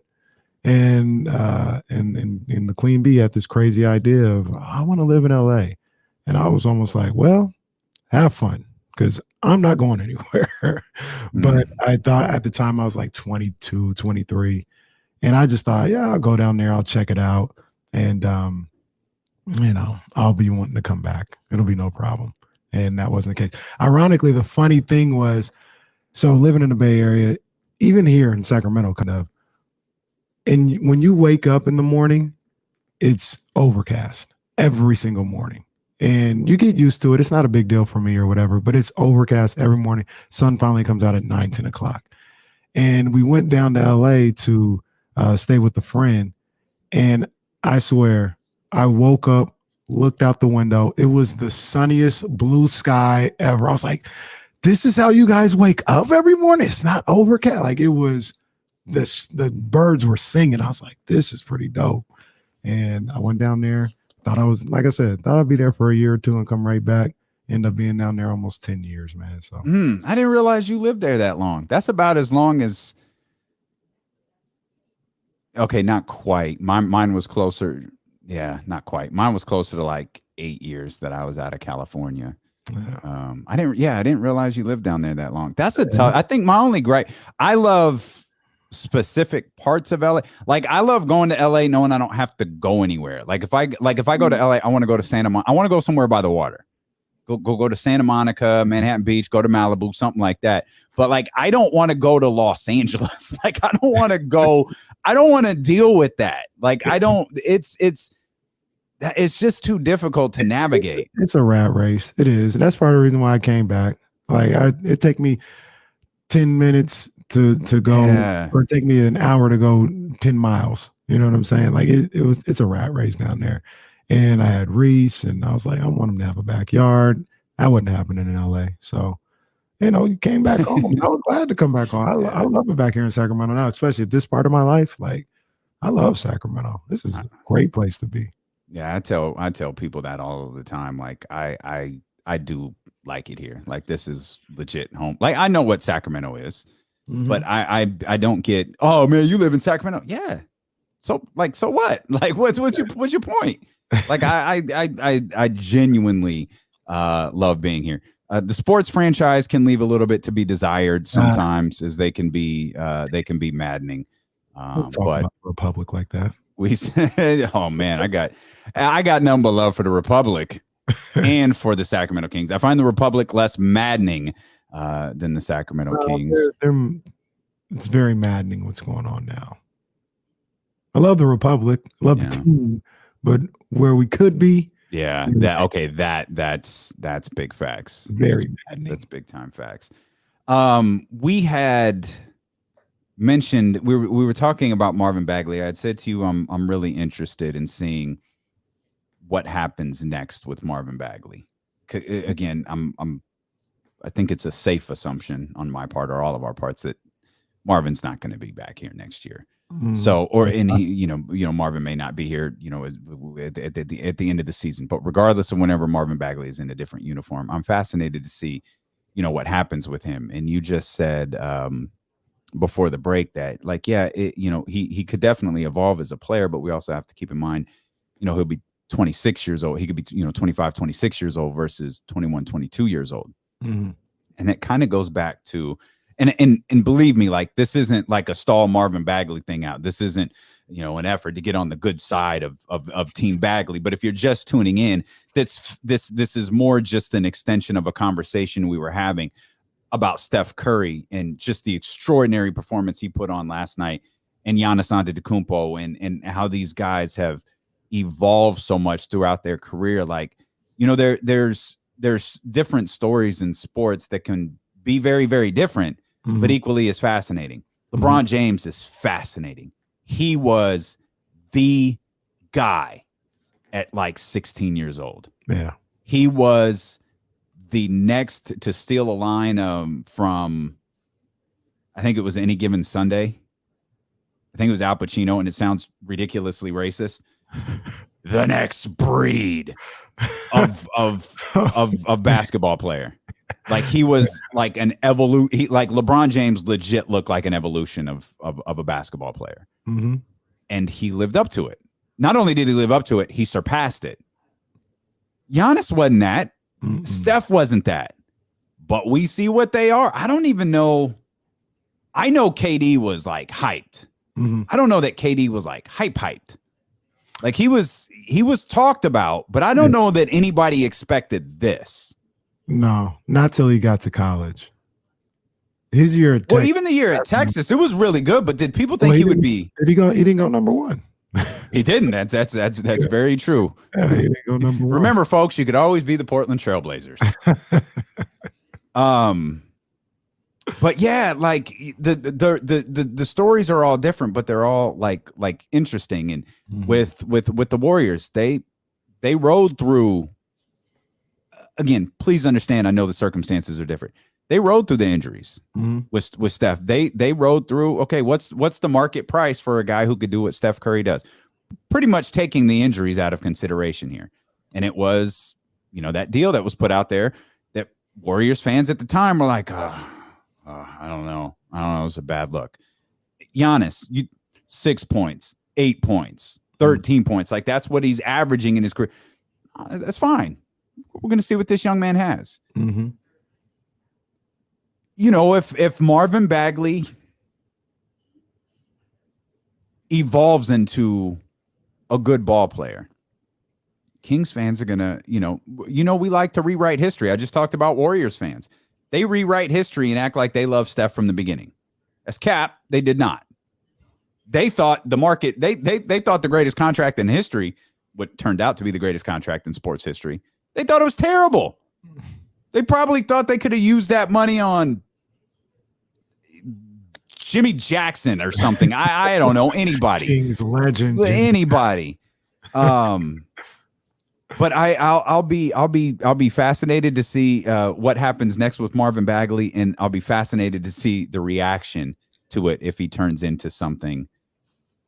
If he turns into a solid ball player. And I already know solid ball player. I know what the reaction is going to be. And it's going to be pretty lazy, in my opinion. It's going to be to blame it on the Sacramento Kings. And this thing is so layered. Like, you talk about, and I know you know this, but you talk about Giannis and Steph Curry.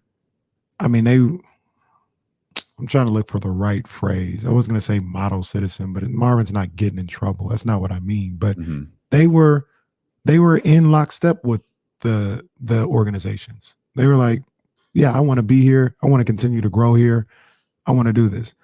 Marvin's been trying to leave for the last, or allegedly trying to leave for the last year and a half. You know what I mean? He don't want to be here.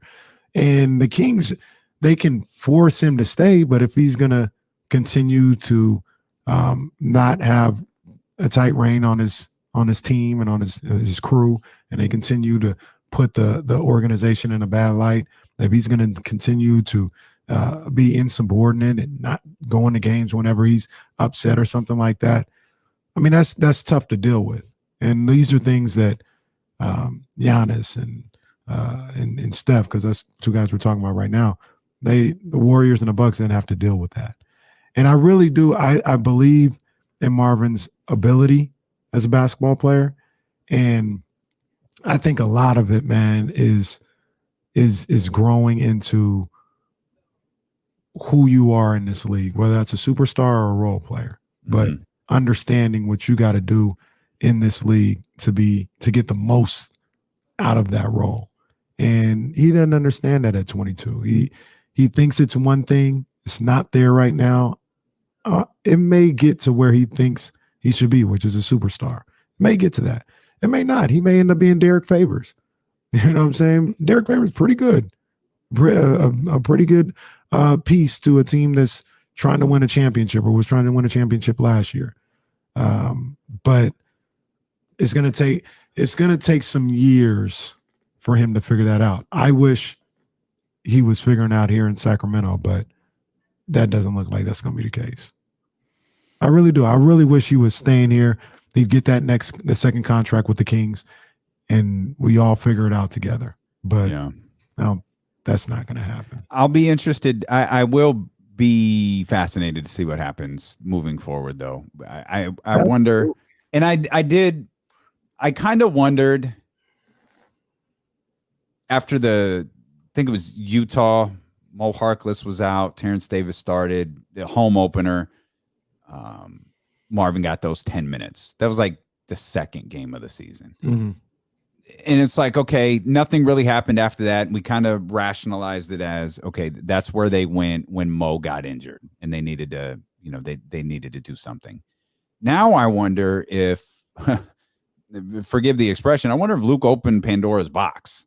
Like you played him, and you said you played him because rebounding was an issue. Cool.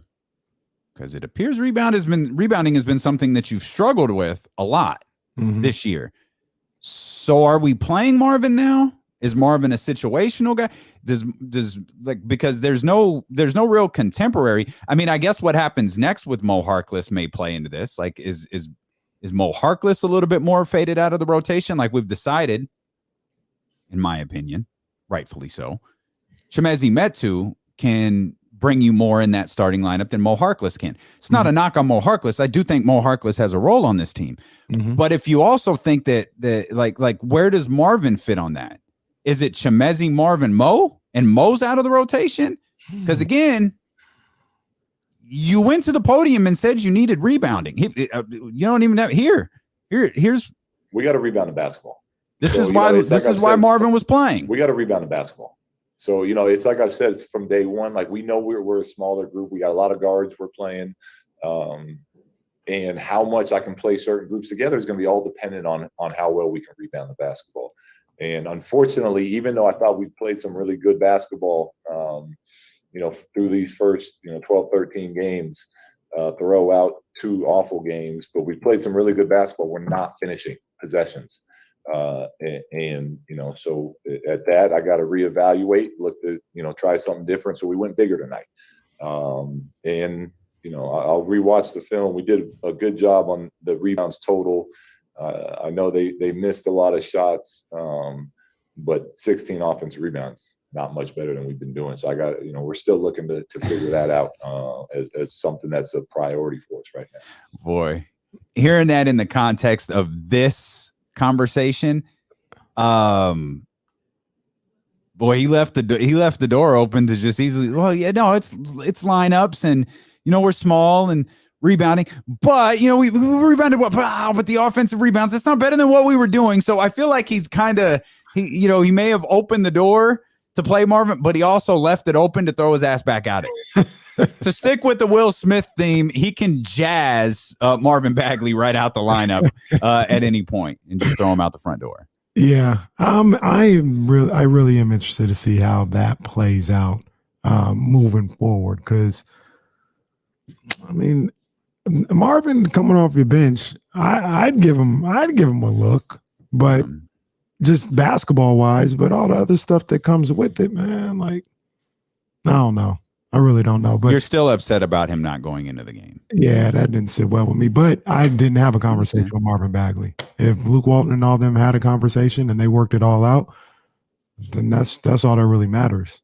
You know what I'm saying? Like I wouldn't like it if they didn't have a conversation and then he went back in there. That's a little weird. But the only thing that matters is those guys talking about it and being on the same page and coming to an understanding. And if they've done that, then by all means, put them in a rotation. If it means winning games, put them in a rotation. And that's all at this point Luke should care about. Mm-hmm. And I would hope that the front office allows him to coach to win games and nothing else. You feel me? Right. 100%. 916-349-1320. God, man, you know D'Lo and KC taking off in a major way. Stanley's on the line. Stanley, what's good, baby? Well, I want to get on your case about. I remember a few months ago you said that the Warriors needed to move on from Draymond Green. You still think that's true now? Well, Stanley, I might have said that. Did you say that, Damian? Yeah.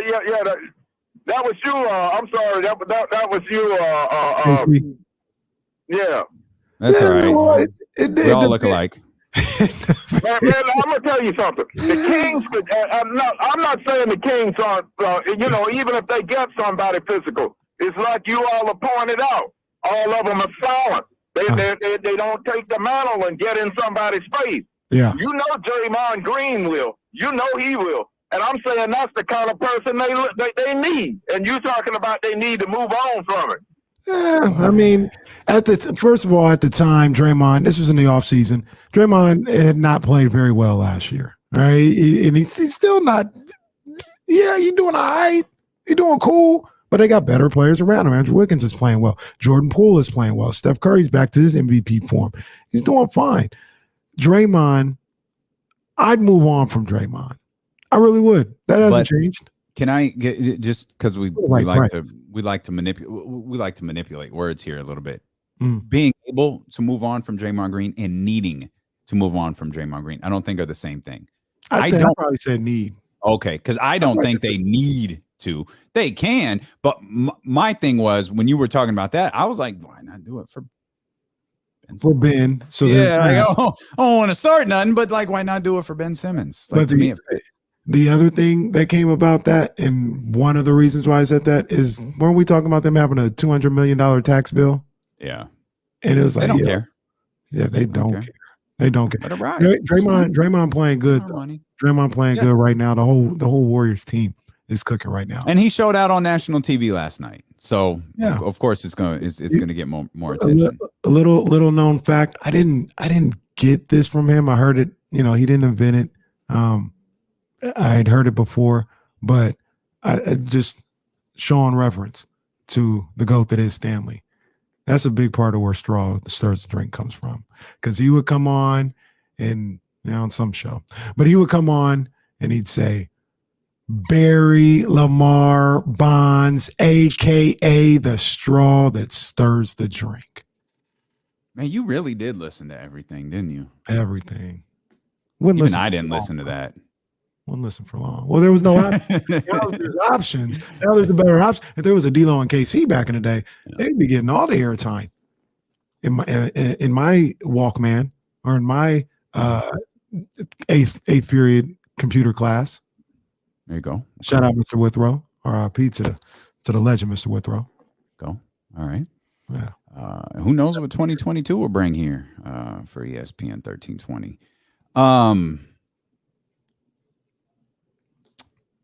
I don't remember what I was going to say, but it was about Stanley. I don't know. I'll just say Stanley.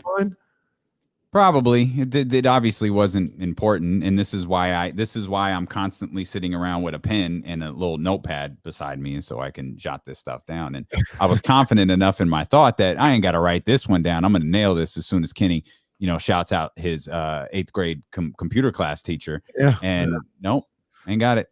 Also, ain't got it. But Draymond did. Oh, I know what I know. One thing. No, I would take a Draymond or the Draymond Green on the Sacramento Kings. Yeah. Like we're searching for a leader. We've spent so much time. Who's leading this team? Well, Draymond walks in the door. I think we asked Logan Murdoch last week, who leads? Who leads? It's still Draymond. Much like all the NFL players saying Aaron Donald is the best player in the game, I still don't believe Draymond is the leader of that team. Well, like we've seen Draymond without Steph, and he ain't nobody's a leader. Like not even we don't. And losses. I think that's unfair. He quit on the team.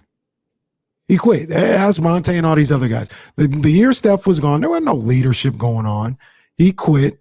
He bowed out. There was a time where he was like, "Yo, I'm under the weather." He was at the Mayweather fight or something like that. Like, I think it.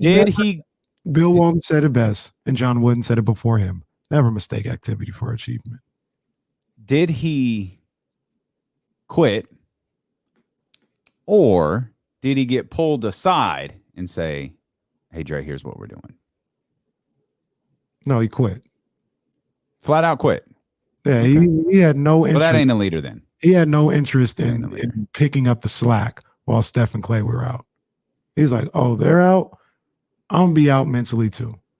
Now, some people would say, he did that. He had 5-6 tough years of NBA finals, and he had to get his mind right and his body right and all this. That's fine, but I mean, that's not.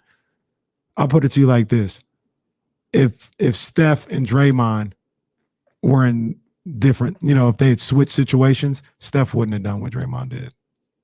I completely agree. Which is why I asked Logan the question, and he didn't even hesitate. It just gave me pause. Achievement. Steph is the guy. Now Draymond is a leader. Like there are people that respond to his type of leadership on that roster and things like that. Andre Iguodala was a leader, like Logan talked about as well. But not only the skill wise, but I use the high school high analogy all the time. They all look at Steph. Mm-hmm. They all look at Steph, and they take their cues from Steph Curry.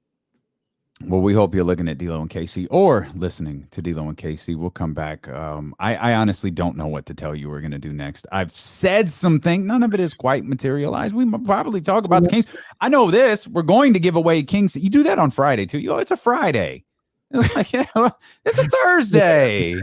Look, it's just a show. We sit down, we talk, and we're trying to fix everything all in a 4-hour period. We got James Ham coming up in about 45 minutes. We got Kings tickets coming up in about 15 minutes. Stick around for those. D-Lo and KC return here on Sacramento's #1 sports station, ESPN 1320.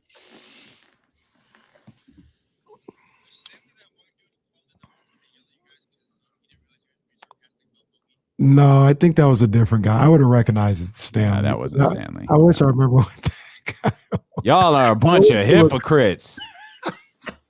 What? I wish he would call back too.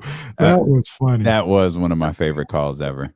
Y'all are a bunch of hypocrites talking about Bogey ain't very good. Now you're talking about how you so happy for Bogey. The dangers of that's what I always say. I always wonder what someone who is turning into the show for the very first time, what do they think? Barrett, come on, man. Like you're not now you're losing your cool. You're losing your margin. Number one, never said Aaron Donald wasn't a great player. Said he was the second best player in the league. Yeah. If Aaron Donald was on the Niners, yes, I'd praise him because he's great.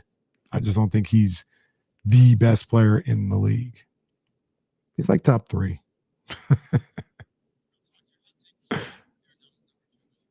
Mm-hmm. I said number 3. I'll say number 3. Who is number 1? Oh, Derrick Henry. Well, yeah, because I went non-quarterbacks. They have him up there with quarterbacks though too. Like he is. When you include quarterbacks, he's not the best player in the league. Like that's kind of I guess what more I was getting at. I took out the quarterbacks, but if you they got him at number 2, including quarterbacks. Hell no.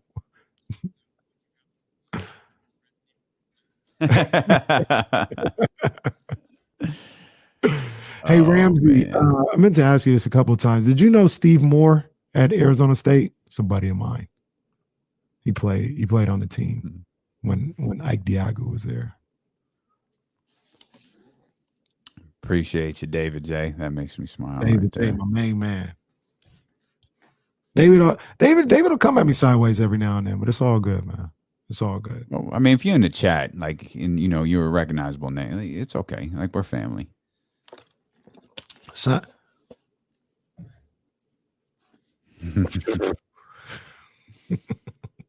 yeah. Oh, and I've seen it a couple of different times, man. I feel the same way.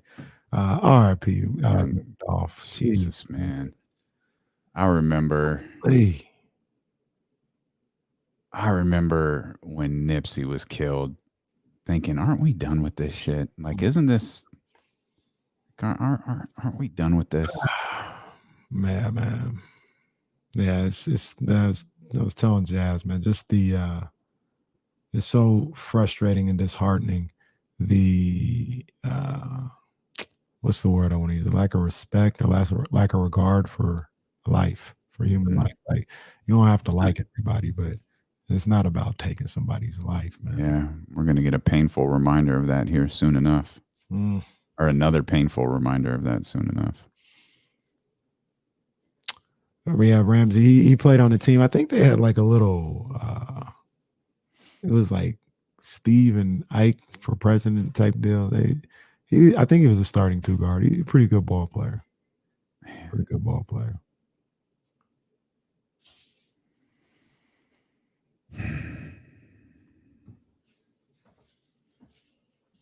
It's funny you brought this up yesterday. I do not have the TV on anymore, like at all.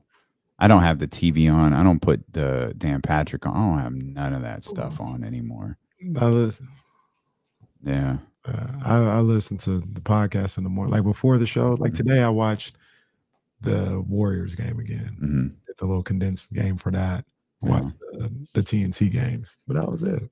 Oh, I'm listening to some. I'm on the computer in the morning. TV don't come on until after the show. I feel like I'm dumber if I turn that stuff on. This stuff is not helping.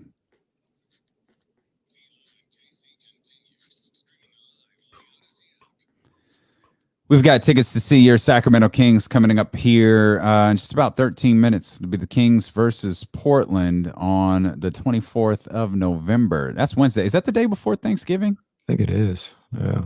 If I could do math, I would be able to see.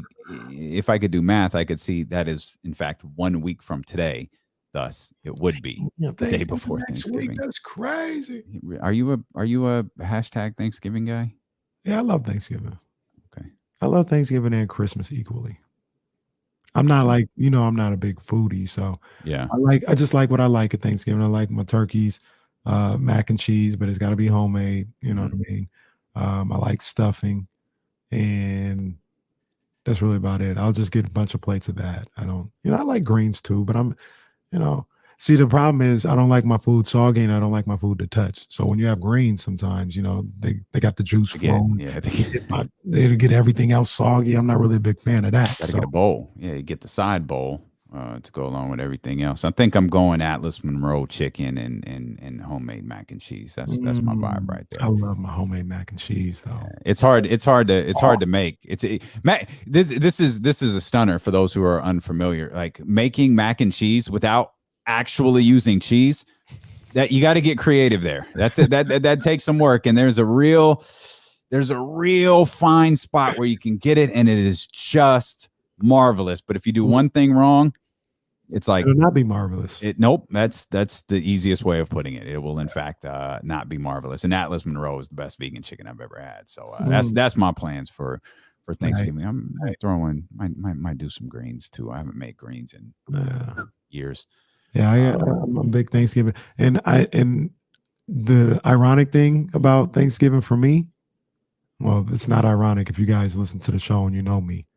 I could care less about the football on Thanksgiving. I was just about to say basketball. I was just about to say, we were so entrenched in the Kings season. Even the 49ers have taken like somewhat of a back seat. I don't know the Thanksgiving Day games. I know the Raiders and the Cowboys play. I don't know who the Lions play, and I don't know who the game is after. Here they are. We've got the Please tell me it's not the Bears again, because if I have to see the Bears and Lions again on Thanksgiving, I'm not going to wake up until 1 o'clock. Well, set your alarm for 1 o'clock then, because it is the Bears at the Lions. Oh my gosh, why do we have to see this every Thanksgiving? I don't want to see the Bears. I damn sure don't want to see the Lions.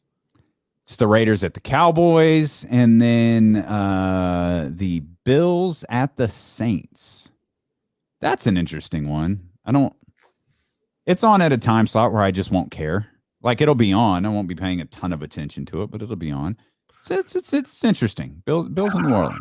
Well, let me look at something here. I'm all right with the Raiders and Cowboys, though. I'm all right with that. We might see it could be 54-50. That might be okay. 54-50 in the middle of Thanksgiving Day. Yeah, that might be okay. I'm looking here. Dayton plays Miami. I'll probably watch that. Okay, stop it. Stop it. Oh, USF plays at 6:30. I might watch that. USC plays at St. Joe's. Georgetown and San Diego State? What are you doing right now? 9? What are you doing? I'm planning out my Thanksgiving because I ain't watching the Bears and Lions. Now, where do you watch these games at? Do you watch them? Like, does Cheryl from Elk Grove and Jack, do they send you up to the loft and say, like, no, turn that off my television? Does the Macy's Day Parade have to go on? No, fortunately they could care less about what's on TV for Thanksgiving. Okay. They let me do whatever because they're usually cooking or doing whatever, making sure the rolls don't get burnt or nothing like that. So I got free reign to do what I want. But if it ever comes to that, this is the great thing about technology in 2021. I was just like, yeah, turn it to whatever, and I just turn it on my phone or the iPad. Yeah, and not pay attention to what's on the TV. Okay. Yeah, but I ain't watching football in the morning. Yeah, I'll pass. I'll pass on the Bears and Lions. I'll binge watch something else, but I'll take a hard pass on that. And I love me some Justin Fields, but I don't think I could stomach that. I do like the idea of the Raiders and Cowboys. I'll watch that football game, but Bears and Lions that doesn't move me at all. In my younger days, there would be no trying not to watch the Lions and Bears. I definitely would not get up before like 12:30. Before I had kids, I'd sleep in late. And then that was back in the day where like, I don't know, they used to have like pre-Thanksgiving like clubs. Like yeah. Yep. I'd hit that up. I remember those well because talent fees went up on the holidays, boy. Hey, yeah. Holiday pay. Y'all want D'Lo at the club? It's gonna cost you, man. Let you get a New Year. Everybody wanted that New Year's Eve gig too, boy. You got the New Year's Eve gig, boy. You was splurging on something that January. Them old days, man. Them talent fees in radio used to, because I don't think it's like this anymore. Talent fees in radio used to be like the rookie NFL contracts before the pay scale went into place. Like you was getting that Manning deal. You was getting Sam Bradford money. You was getting that overpaid deal. It's funny you say that because I randomly yesterday, and this is not the same thing as talent fees and endorsement fees. I randomly yesterday was thinking about the era of payola and like music radio. And I was like, Puffy would probably go to Flex and be like, here's $25,000. Play this every hour and a half. Hell yeah, I'm taking it. Yes. Mm-hmm. Yes. And here, let's make this less traceable. Here's $25,000. Also, here's an endorsement contract for Sean John. You literally, you'll introduce Sean John just like Kenny did to California. Like that'll be. For those who don't know what payola is, it's when a record label pays a radio station to play a certain song, or maybe not. It's not necessarily an exchange of dollars. Sometimes it can be, something a little bit easier to. So hide. like if you play this, then you'll host the party that we have, this album release party, something like that. So, those are things too. They'll pay you to host the album release party. Yeah. It's illegal. Like you can't do that. It's very illegal. It is very illegal. In rap, at least in the hip hop world. I don't know about any other genre of music, but I'm not yes, far less now. I'm not sure that ran is the proper word though. I'm not going to say run, but I'm confident it still exists. Not to the degree it used to. Certainly not to the degree it used to. We never dealt, like it had already kind of passed a lot. Like from what I used to hear stories, but like radio used to be like the wild, wild west. Like it wasn't like there's a handful of major corporations. Like there's us, like Odyssey is a major audio corporation. There's iHeart. Like those are the two. Those are the two biggest. Yeah.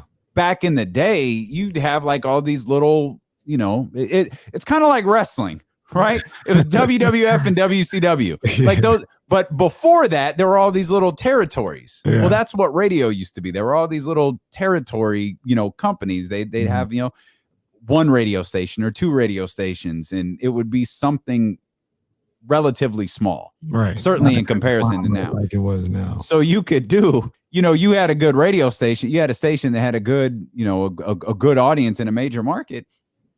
Yeah, Def Jam comes in and offers you $50,000 to play, the new Run DMC record every hour and 15 minutes. You do it. Yeah. Turns out that's frowned upon. That's heavily frowned upon. Yeah. I don't know why I was thinking about that. I don't know either. Funny because I think a song came on and it's I go down these rabbit holes. I was like, I used to play this song all the time. And I was like, well, I wonder if that was payola. And why is that? Well, I know why payola is illegal, but why can't you could talk to me about it off the air. Like why can't, if you're the DJ, I got this new Wale song, I'm gonna play it at 1:15.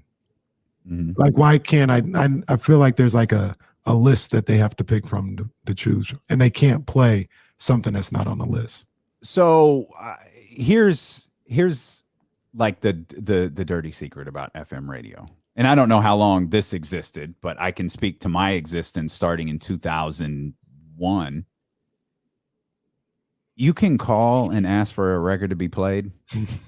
It's not like the DJ's reaching behind them and grabbing the CD and playing the song, or grabbing the record and playing the record. That's not how this works. Yeah. There's a play like now where, now I started in radio in the digital era. So the station was programmed through a computer, and it was essentially MP3s. It was like a continuously updated iTunes playlist, like with commercials built in and everything. I was in charge of exactly 0 songs. There's a program director and a music director that decide what's played. But the way it works is, yo, D-Lo, can you play that new Hey Baby? Yeah, no, man, I got you. Yeah, absolutely.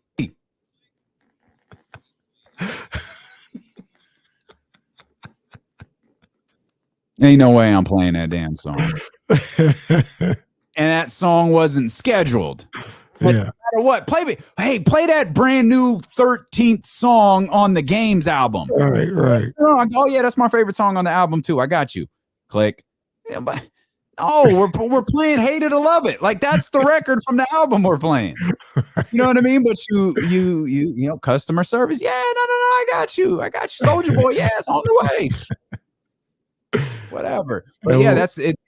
And I told you, I used to know, I would get in the car with someone, and we'd be approaching the top of the hour, and I would bug them out by saying, yo, I bet you, oh, by the way, I got in the club's gonna play next. And I knew I had like a 1 in 4 shot of being right, because there are songs called power records, and they were played every hour and 15 minutes. I knew at the top of the hour the power record dropped. So there was only a couple of songs that were being played every hour and 15 minutes. I knew I had a 1 in 4 chance of being right. Yeah. I mentioned the culture version. I told you I went to Sierra College. Sweet Caroline started playing. I'm like, you got to be kidding me right now. You got to be kidding me. Sweet Caroline's playing at a Sierra College basketball game. I said, no way. And Olivia Christian was there. Yeah. And she was like, yo, she got to be back on the show soon. What's going on? We got to talk to Olivia. Tick tock. Time is it's going to happen soon. Okay. She was like, I heard you guys talking about the culture version of Sweet Caroline. And it started a discussion, and we were talking, and then the next song hit, and it was Olivia, her sister, Shonda. And then we all looked at each other and go, oh, here's one. We didn't even mention it. Huh. Yeah. By Usher. Oh, that's a big one. Usher hits. That's a big one. And it's like all of us went, oh, and we all like pointed to the sky. Like, I don't know why, but that could be one. It's another thing we do. I don't know why we do that. Like, we're just like, hey, up there. It's like Usher's dead. Like, we're pointing to the heavens. Like, I don't know, but we all had that same reaction. It's like, okay, Usher could be one of those records. You're listening to Deebo and Casey on ESPN. I still wouldn't. It's there though. It's there. Yeah. You're listening to Deebo and Casey on ESPN 1320 KIFM West Sacramento and Odyssey Station, and driven by Lashers, Elk Grove Dodge. James Ham going to join us coming up here in just a couple of minutes, and we've got tickets for you to see your Sacramento Kings. They'll be taking on Portland 1 week from today at the Golden One Center. Caller number 3 right now, 916-349-1320. I know you already got that number saved in your phone. Save it as your favorite radio station, 916-349-1320. Caller number 3 right now gets you set up. Caller number 1,300. We used to have to do caller number 102. Oh boy. You absolutely had to go. You're caller number 1. You're caller number 2. You're caller number 3. That was a shoot. You had to do it. Like, at least in my era, you had to. Me, you put on, hey, it's caller number 102 right now gets the tickets to see Usher. Let's go. You go into whatever record it is, move the mic out of your way. Hi, you caller number 1. Hi, you caller number 2. Hi, you caller number 3. And they like, I again won't speak for anybody else, but my program director, you better count to 102. Because like that's the way it was. Like, first of all, that sucker was never my boss. And 2, it's counting to 102 is like similar to saying Portland. and not Trailblazers. Like there's a reason we have to say Portland and not Trailblazers. Finally, we convinced our program director, like, dude, can we do caller 25?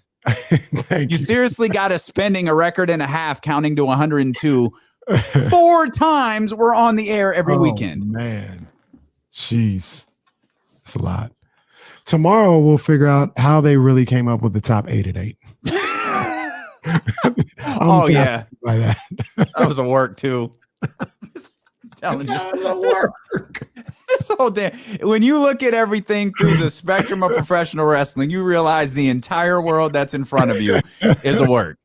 Now, there were certain things that came into play. We did have a clipboard too that had like all of the like what song did you call for? And you do the hashtag mark, mark. But that was more like what do you call them when you call out to people to get their like a survey. It was like a test to see what the audience was reacting I'd sit to. there every day. How is one in a million you only still at 3? It's ridiculous. And the other thing is you only marked the women. Jeez. You would never, like, if a dude called in and asked for whatever, like, all right, bro, cool. You never acknowledged what the dude wanted. You only marked what the women wanted. Because that's who, when you're a hip hop station like KSFM, whatever, that's who you're catering to. Like, 18 to 34-year-old Hispanic women. That was the line. 18 to 34-year-old Hispanic women. You didn't care what Brubman called in for. All right, bro. Trying all those years to get lounging at number 1. Never worked. Now you know why. Oh, man. This is how the sausage is made, folks. Yeah. This is how the sausage is made. I love the ratings, man. It's pretty cool. It's pretty cool. Wow. And Stephen Brown, he said something. I wish I could find it. And we were talking about the payola or whatever. And he said it was more like, take this $30,000 or get jumped. That's probably how it was going at 9-7. Oh, man. Hot 8 at 8. Oh, yeah. I used to love them countdown shows. I remember boy. one summer, I used to love them countdown shows. The World was number 1 all summer long. All summer long, and deservedly. That so. was a legit smash. Yeah, that was deservedly so. But that shout out to Auntie Cindy. She took me to swimming practice or swimming lessons. We'd get out at about 7, and that's what we listened to on the way home every day. If I Ruled the World. Yeah, that was a legit smash. Yeah. Ooh, You'll appreciate this. About time I get some breaking news that I can appreciate. Brandon Belt? Oh, Rusai, he coming back? Well, there's reports that Brandon Belt is accepting an $18.4 million qualifying offer from your San Francisco Giants. You know, we don't talk that much about baseball, but I like Brandon Belt. He gets, I think he gets a raw deal by most Giants fans more times than not. This year, he finally got some appreciation, I felt, because he was having maybe the best season of his career. Mm-hmm. But he's a great defensive first baseman. He's a solid, power hitter. He's not going to, except for this year, he led the team in home runs, I think. But typically, he's not going to lead you with what he does at the plate. But he's good, man. He's got a good eye at the plate. I've always liked Brandon Belt a lot more than I feel like people wanted him to be like Bonds or something. Like, he's not that, but he's good. So I'm glad to see that. That is good news. Welcome back, Brandon Belt. Indeed it is. Can this team run it back and just again, they're not going to win 107 games, but can they run this back and be in the postseason next year? I think they can. I think it's not make or break, but I'd like to see them bring Chris Bryant back. That would help out that lineup a lot. And they got to shore up that pitching staff, the starting pitching, and maybe 1 or 2 bullpen guys. But there's some minor tweaks, but in general, I think they can run it back. I saw this article about like exploring where the free agents might go. Guess who they had coming to the Giants? Max Scherzer. Really? That'd be crazy. I'd be surprised if he left the Dodgers. I don't. Is he a free agent? Yeah, he's a free agent. Oh wow. I see him re-signing with the Dodgers, but that'd be crazy if he left the Dodgers and went to the Giants. I don't know why in the world I thought he had 1 year left. That would be something. That'd be big time. Yeah, they have Chris Bryant going to the Mets in that same article, but yeah. You really want them to, and I understand why. You really want them to bring Chris Bryant back. Yeah, I do. He's not great. Like, he's not like this unbelievable player, but he's really, really good. And he balances out that lineup a little bit. So I think he's a good piece. Okay. I got really thrown off going into the inner workings of radio and somehow kicked out of that by going into baseball. That was not kicked out of that. It was not something I planned to do here on November 17th, but it did pop up on the Twitter timeline. Ramsey's thrilled. I'm surprised Ramsey hasn't called yet. I don't see him in the chat. Maybe he is on the line. The second baseball comes up, I feel like Ramsey's got a big. They're going to talk about baseball. I got to call in right now. He's going to give us his. Mitch told us, man. He said it's hot stove season. He did say that. Mitch has said a lot of great things here in the history of this show. Hey, man, I won't mention this guy's name. I'll give him his initials. OJS. Okay. Thank you. Thank you, Mitch. That's always good stuff. We could say no, it doesn't. It very much doesn't. We could stay in the Bay Area for a minute because Deebo Samuel. Yeah. Deebo. Offensive player of the week. Again, like this dude's an all-pro this year. Mm-hmm. Like, that's not a stretch at all. Like, no, I mean, of one course, of the best receivers in the game, man. I'm not talking Pro Bowl where 100 receivers make it. I'm talking about all pro. Yes. Like Deebo he's up there right now, and he's tracking towards an all pro season, which really, given the fact that it feels like, and this is probably a deeper conversation, it feels like the 49ers season has been a disappointment, but yet you're looking at an offensive weapon as a legitimate all-pro player. Yeah. And I want to ask the question right now. I want to ask the question. Do you feel like the Niners can feed off of what happened on Monday night and make a little bit of a mini run? Now, when I say run, I'm not talking about the division. I think that's out the window.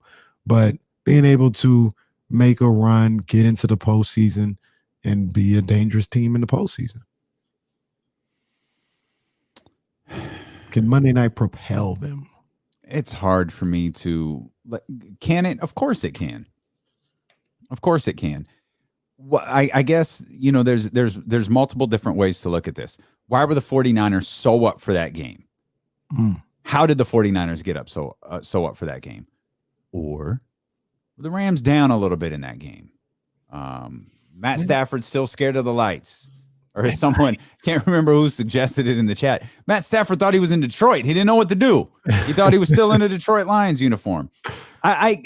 Yes, of course. You would hope, right? As a 49er fan, just as you're a Kings fan, you're hoping something comes out of that Detroit win to kind of clean some things up here, and you get going against a Minnesota team who's not great, but is a lot better than Detroit. The same is absolutely true for the San Francisco 49ers. You've got a schedule that you on the cert you look at and you go, wow, one could quickly turn to two, could turn to three. And you try to talk yourself out of that line of thinking because, as we are all too familiar with, it bites us in the ass. Absolutely. But if you feel that way, I completely understand. They got the next 5 games against the Jags, the Vikings, the Seahawks, the Bengals, and the Falcons. These are all below average statistically, below average to bottom feeding defenses that they're going to go up against. And I look at those 5 games. I said yesterday, I think the Niners got 3 losses to work with. I think 9 and 8 can get you in at the 7th seed in the NFC. So if they come out of a great scenario, I'm not even asking for this euphoric scenario of 5-0. A great scenario will be 4-1 in those 5 games. I think you can live with 3-2 coming out of those 5 games. And if you can do that, at least 3 games left with, I think it's the Texans, the Titans, and the Rams, the last game of the season. And the Rams obviously would be tough, but who knows what they'll be doing? They could be playing nobody that game. So I think they got something, man. I really do. I think they got something. I want to see what happens on Sunday. I really want to see what happens in that Vikings game, because that's going to tell me a lot about what they can do. And take care of the ball. To me, it's real simple. You take care of the ball, you got a shot to win all the games if you just don't turn it over. Well, we got a shot to win because James Ham joins us. Hammer We're time. talking Kings basketball with James when he joins us next here on Sacramento's #1 sports station, ESPN 1320.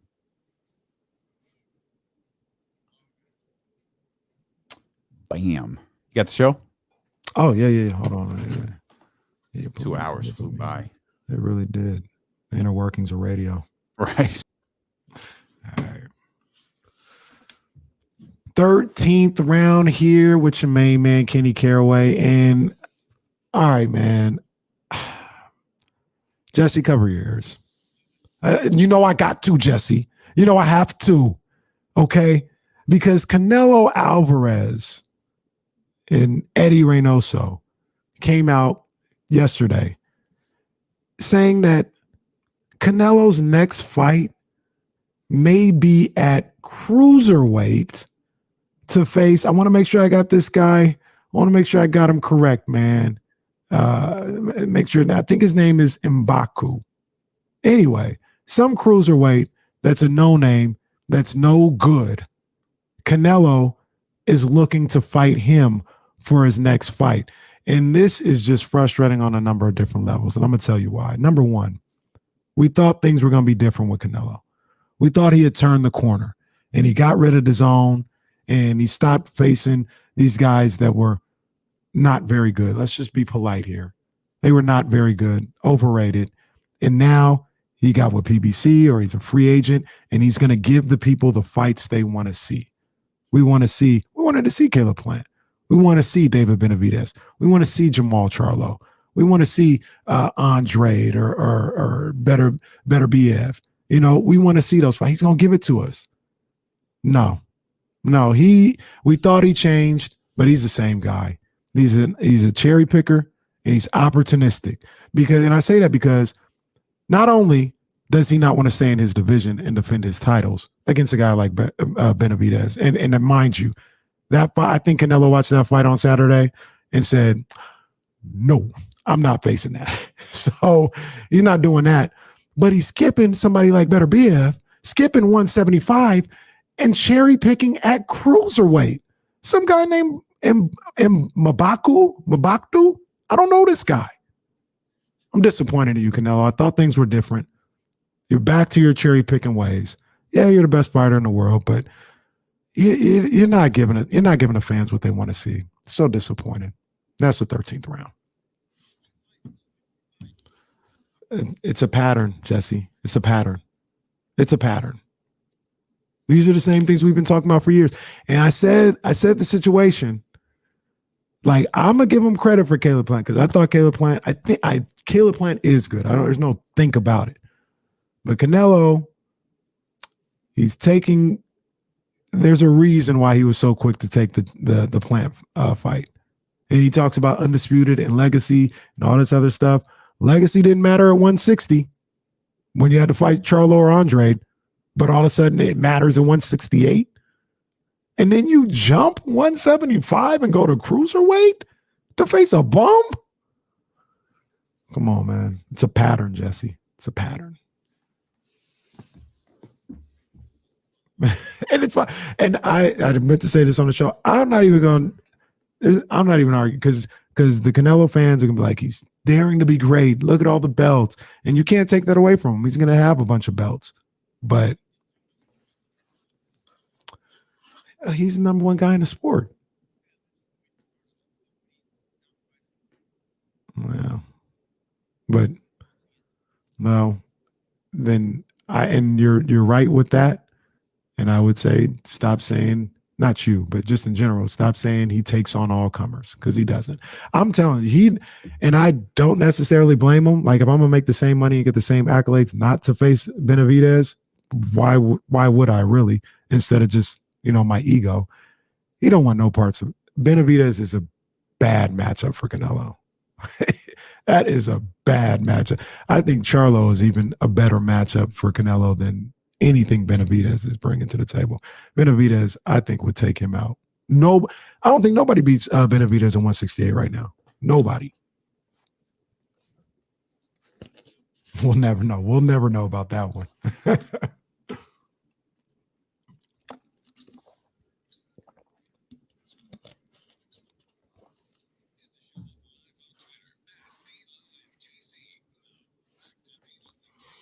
Yeah, no doubt. You can do it on Twitter. You could do it on twitch.tv/ESPN1320, youtube.com/ESPN1320. James Ham's going to join us here in just a couple of minutes. That's 1320 Kings Insider. Yeah. James Ham going to join us here in just a couple of minutes. Or you could do it the old school way.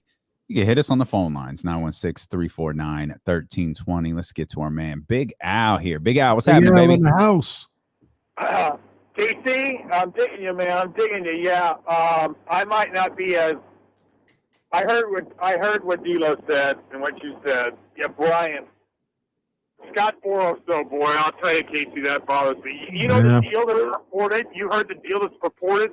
Thick for 170, 6 years, 170 mil. That's actually better than I thought, to be honest with you. I thought he was going to get into the 200 range.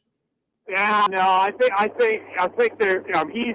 What is he, 31, 32, and he's good, but, his best years are likely behind him. I mean, MVP years 4 or 5 years ago. So I'm not going to lie to you. Big Al, I'm not going to lie to you. I'd pay 6 years, 170 for Chris Bryant.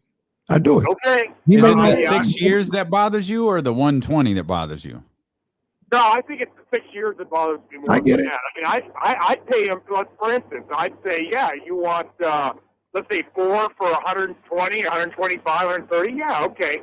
Yeah, just talk about that extra dead money at the end. I'll tell you who I'd love him to get, though, is take that Dodger way and get that Chris Taylor. Because that guy can play 4 positions, and he is a young dude ready to roll. I like Chris Taylor. He can play. He can play. Yeah. Appreciate you, Big Al, as always. I want to see enough of this baseball talk. 916-349-1320. Let's get our man Sam in here. Sam, what's going on, buddy?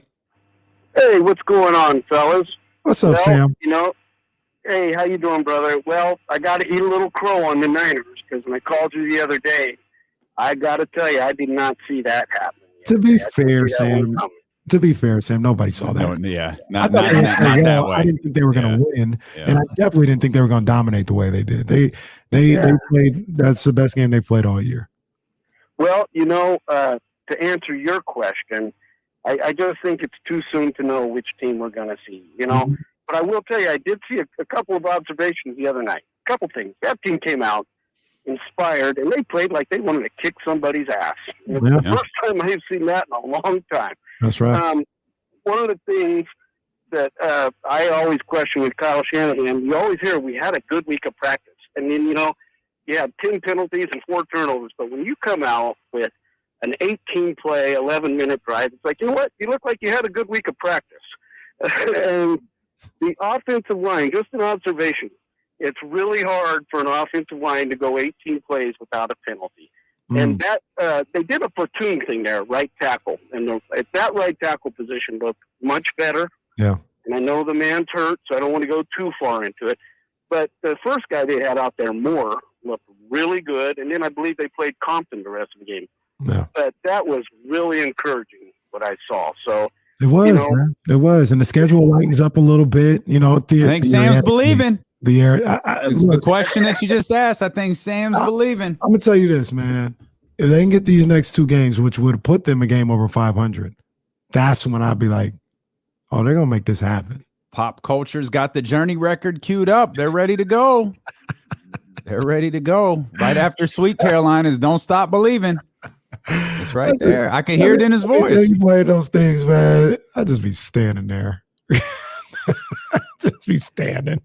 I ain't clapping. I'm not singing along. This isn't for me. I'm Excited to see how excited you guys are for this song.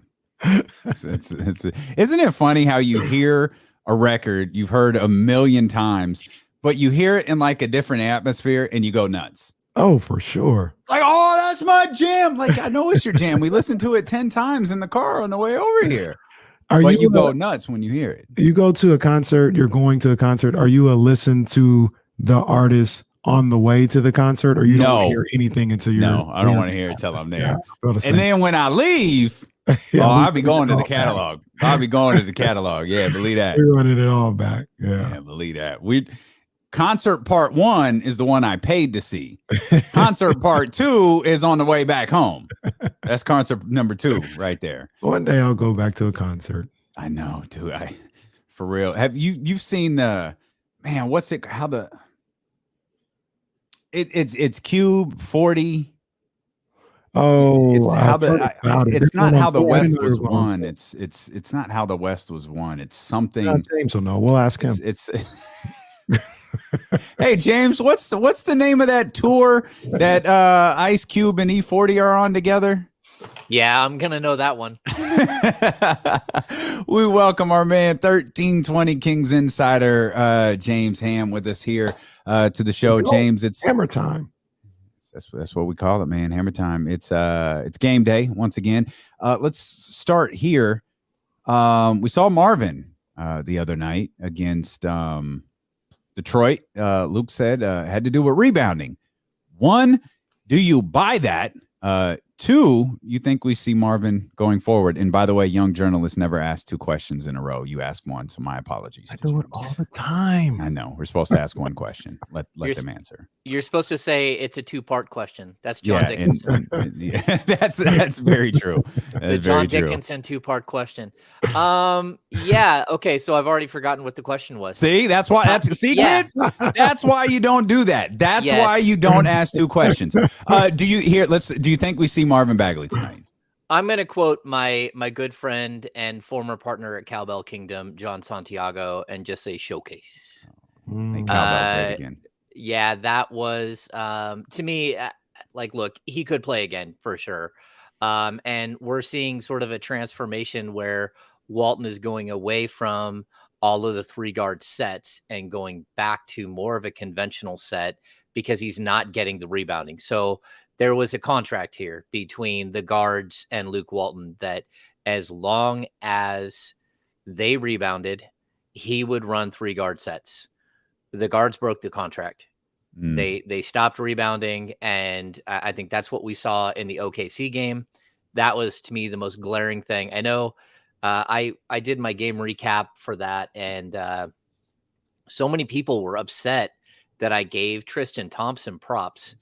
And they're like, he missed a couple of shots. And I'm like, first of all, if you're counting on Tristan Thompson for offense and you already lost the game, that's just the way it is. But when I look inside and it literally is Tristan Thompson going up amongst 3 people every single time, fighting for rebounds, ends up with 10 rebounds in 16 minutes. The reason you lost that game is because every guard had 1 or 2 rebounds. They didn't get inside and help out. And so while Tristan Thompson didn't look brilliant, he also had guys draped all over him that should have been screened out already by the guards. You know, he can only take 1 or 2 guys out of the picture. So when it comes to Marvin Bagley, could he find his way into the rotation again? Sure. Lucas said that the entire time. I think it's going to come down to each individual team that they're going up against, what kind of players they have, and whether or not Bagley is a matchup that makes sense. The fact that he'd only played in 1 other game this season, I think that was telling. It was a lot about just the way things have gone behind the scenes and, you know, the fact that he's not really part of what's happening. But I thought Bagley looked rusty, and rightfully so. I thought that he played okay. But again, you know, he needs to figure out how this team plays. The team does not need to figure out how Marvin Bagley wants to play on the court. And that's going to be something that, you know, we'll have to keep a close eye on. Hey, James, what is a showcase gonna do in that situation? Like, I know maybe they want to see him in person, I guess, but everybody has synergy. Everybody has, league pass and the bare minimum. Like they know he's not dead or he's not injured. Like what would showcasing him do right now if that was the reason why he was playing? I think it just shows him that he's healthy. He's healthy and he's Okay. ready to play. If you needed somebody, he's healthy and ready to play. Now, look, there is no straight swap here that makes a lot of sense for me. I know, like Hamidou Diallo is another guy who's out of the rotation there. He's a 6'5", like 2'3", that could make some sense. Actually, I like him in some contract. Yeah, I think he's on a $5 million deal this year, and then he's got a team option for another $5 million for next season. And so that's at least somewhat intriguing. And I don't mind him either. I think he's athletic. He's fun. I don't know that he's a great defender. He probably needs some work all around. But like, look, that deal doesn't make sense for the Kings right now. I think there is a moment where Detroit could very well be a third team in a major swap, and Marvin could go there as a piece to that deal. But I just don't see the Kings aren't going to give up a $12 million trade chip that could be used for a much bigger deal to acquire a much bigger player than Hamidou Diallo or anyone else, Josh Jackson, or anyone else that you see on that Pistons roster that could be available. Now, again, they've got some big guys. If they want to start moving off of some of their solid veterans, then maybe it makes sense. But again, I don't see like a huge fit there in Detroit as a trade partner unless it's part of a three-way. Are Marvin's minutes against Detroit the reason Mo Harkless wound up with a DNP? Wait, say that one more time. Are Marvin Bagley's minutes in that Detroit game the reason that Mo Harkless wound up not playing? There weren't just enough minutes to go around. Yeah, I think we talked about that. Luke Walton definitely chose to go with Marvin Bagley over Mo Harkless for those minutes. And a lot of it is because, number one, Mo isn't hitting the 3-point shot, so he's not spacing the floor at all. But then, Marvin isn't really a knockdown 3-point shooter from the perimeter either. But I think the problem that Mo has at this point is he's not an assist guy and he's not a rebounder. And if you're getting killed on the glass and you're just, sort of counting on him to play defense, that's one thing. But I'd also you can crumple up that box score and just throw it away too. It's a Detroit Pistons. It's a bad team. It's a team that's not going to win more than, I don't think they'll reach the 20 game win mark. They might, but that's a team that you really can't overanalyze the game. You've got to look at it as just one specific moment in time, because if you blow that game and you lose to them, then all hell breaks loose and this thing spins out of control completely. But if you beat them, you also just can't pat yourself on the back. You lost 2 winnable games right before that. Now if somehow you can beat the Minnesota Timberwolves on the road, you come back with a 2-2 road trip. If it's 1-3, Thursday is going to be an interesting day. Friday is going to be an interesting day in Sacramento, I think. NBA is tough if you can't shoot, can't rebound, or can't pass. it's tough. But if you play defense, you can hide a lot of that, especially against teams that have players that, Boy, he better be a really good defender. Yeah. No, look at Thibault. Thibault averages 3 points a game. No, and he's a lockdown he's defender. Really good, yeah. And he doesn't do anything else either. So yeah. Let's go through all the power forwards now. What'd you think about Metu starting the last 2 games, man? And I know it was against Detroit, and I agree with everything that you say about Detroit, but I don't know. I like what Metu brings to the table. I don't know if it's sustainable or if it's going to continue or whatever, but from what I saw, I like what he does. He's the stretch forward that, people kind of talk about, right? Yeah, I like him. Look, what he has to do the 10 rebounds. He doesn't have to have 10 rebounds every game, but he has to take some of the load off of Richaun Holmes and Harrison Barnes on the rebounding numbers. And that's why he's in there. But I'll also say the reason why he's in there over Marvin Bagley is, number one, he's got a ton of bounce right now. And Bagley just doesn't seem to have his bounce because he hasn't been playing and he's not getting a lot of practice time or anything like that. But the other thing is that, like, Chimezie is ready to fire. Like, it's crazy. He looks like Terrence Davis out there. Like, hey, oh, look, the ball's in my hands. Now it's not. Like, it's like, hey, all right, like, you're ready. Let's go. That's what you need. The problem this team has is that they don't have any spacing for De'Aaron Fox to do his thing. Teams are collapsing the lane, so Rashawn Holmes can't get in the pick and roll. All of a sudden, you have one extra shooter on the floor, and you see how it spaces everything out. Dave Yeager used to tell me, he's like, Anthony Tolliver is fine. He's a player that we brought in. This is what Dave was saying. Like, look, we brought in Anthony Tolliver because he's got some leadership and he can shoot the three. He's like, do you know how much better the numbers look with Anthony Tolliver on the floor?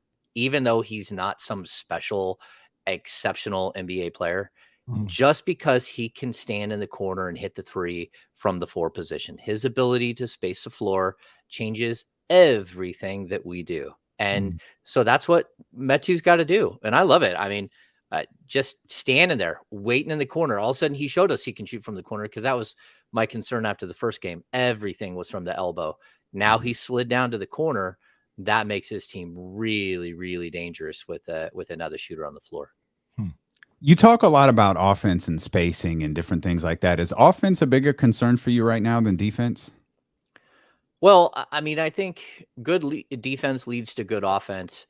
Good offense leads to happy players who play defense. So I think that's always been the problem that I have with this. Kenny, is that true? Facts. Okay. Yeah. So, I mean, when guys are full, when they're hungry, you're going to have them make poor decisions on offense. When they're full, they usually settle in and play defense. And so that's what you have to find, the happy medium, the balance between all of that. And I think that's part of what the Kings, like, how many times are teams getting wide open, run out, live ball turnovers? We keep hearing the live ball turnover thing. Well, the Kings aren't getting any live ball turnovers themselves. So they're committing live ball turnovers, but they're also, this season, we watched this summer league team, and I know it's just summer league, but the identity of that team was 15 steals per game.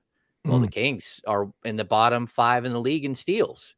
So that's something, that's another way in which guys all of a sudden look up at the scoreboard and they're already at 10 points and it's the second quarter because they got a couple of easy ones on the break. And if you're not getting those, again, now you have this scramble. Guys are looking for their numbers. Guys are trying to, do their thing, but they're just not getting enough touches. And, like, create some touches for yourself. I watched a G League game.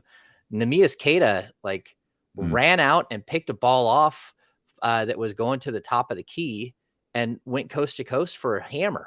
Like, that's a 7-footer that, is clearly working on his body. Like, that's what you need. Every once in a while, gamble for a ball, get up the court, go dunk. That's how these players, it energizes everything that they do. And I don't think that their defense has been better. The rebounding has been poor, which then leads to more defensive sets, which then drags your defensive numbers down. So if you can become a better rebounding team, your defensive numbers are going to go way up.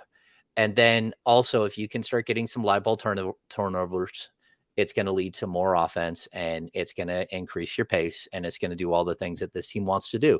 So I think it's all part of one big giant puzzle.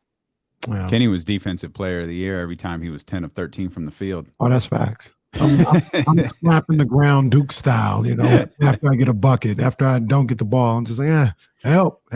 Yeah.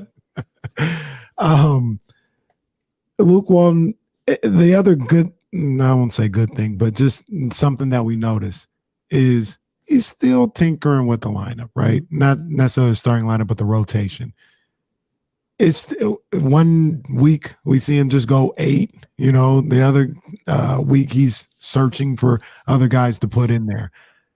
How is the process with that, James? I mean, when do you think this team might actually settle into, hey, these are the 9 guys that are playing. Everybody kind of knows their role and knows the minutes that they're going to get on a night-to-night basis. How long before we get to that point? I think it's when you have 9 guys who step up and deserve to play every night. I mean, that's the way it goes, right? Like, I would like to say that it's just, they need more time in the pot. Well, hey, look, we're entering game 15. This isn't like the end all be all, but it's something I wrote today.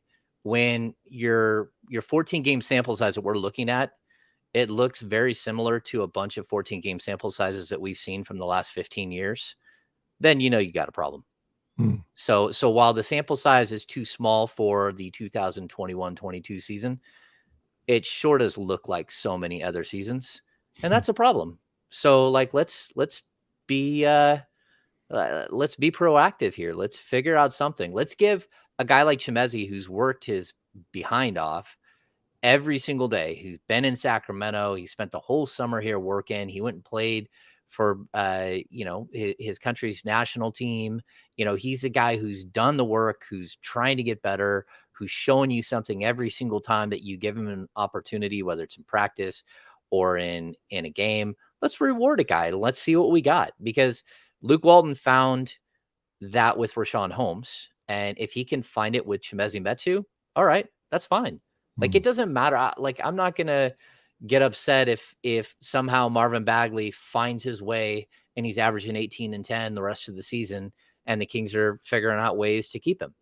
That's fine. As long as what you're doing is successful and is leading to wins, go ahead and tinker until it's right, because at, what are they, 6 and 8? That's not right. You need to be better than that. And I think they know that. And you need to figure out a way. Like, 500 is a nice number. 500 is a marginal basketball team. Is it good enough to maybe get you in the play-in? Maybe. But that doesn't show the type of leap that all of us are expecting in order to start setting up for what's next. Like, how does this team not only get to the playoffs once or the play-in once, how do they become a playoff team every year? How do they become a team that moves up into the 4 or 5 seed and then somehow finds their way up higher than that? You've got to start building something, and it can't just be a micro focus on, hey, let's get back to 500, because that's just, in the end, it's not good enough. And I think that's part of the equation. Like, does Luke stay? Does he not? You got to prove that you're not just like, you didn't just make it to the 10 seed. Yeah. You got to prove that you're on a path that leads to somewhere else. Kenny and I forgot to mention this earlier, so I'll ask you, anything to read into Buddy Hield changing agents? No, I don't think so. I mean, he worked with her before. Okay. So, I can't remember her name at this point. But Rob Pelinka, she worked with Rob Pelinka, and that was Buddy's agent before, which is also Kobe's agent before he joined the Lakers front office. So I don't think that there's a lot of weirdness there. And like, look, Buddy's under contract. There's nothing he can do. He's got 2 more years after this year. He's not going to be able to force his way out of Sacramento and until, he becomes a problem, which he hasn't been, then I wouldn't look too much into it. Diana Day, by the way, is her name. Oh yeah. There we go. Day. Diana Day. Yeah. What have you heard about Buddy, if anything, about how this season is going? I mean, between him and the team, is he cool with where he's at with this team, this role that he's playing in? Is the team not, are they water under the bridge? We tried to trade you, but you're here. Let's work this out. What are you hearing about their relationship between the team and Buddy Hield right now? Luke has made this point so many times this season. He said, look, the Marvin Bagley situation and the Buddy Hield situation are so different. Did Buddy say, hey, I wouldn't mind being somewhere else this summer? Maybe. Did the Kings have him packaged in a deal to the Los Angeles Lakers? Yes. So we knew where this was going with Buddy Hield. It didn't work out. They had really legitimate conversations and said, look, this is what we need you to be and who we need you to be. And Buddy said, I'm in. I get it. Let's do it. As long as I get, the minutes, as long as I get the shots, then let's do it. I'll try to be the best I can be at the position you need me to be. And I think that was a grown-up move by Buddy Hield. And it's why they haven't hit some panic button and just shipped him somewhere else. And I think he's been really solid. I also think, they have Buddy Hield like 2.0 sitting on the bench, and Terrence Davis, who can't get off the bench because, he hasn't been able to find a rhythm. And so you do have like a backup plan there in case a deal does come up where it's like, all right, buddy, we found the spot where you can go and maybe be a starter, or maybe you'll have a role on a playoff team.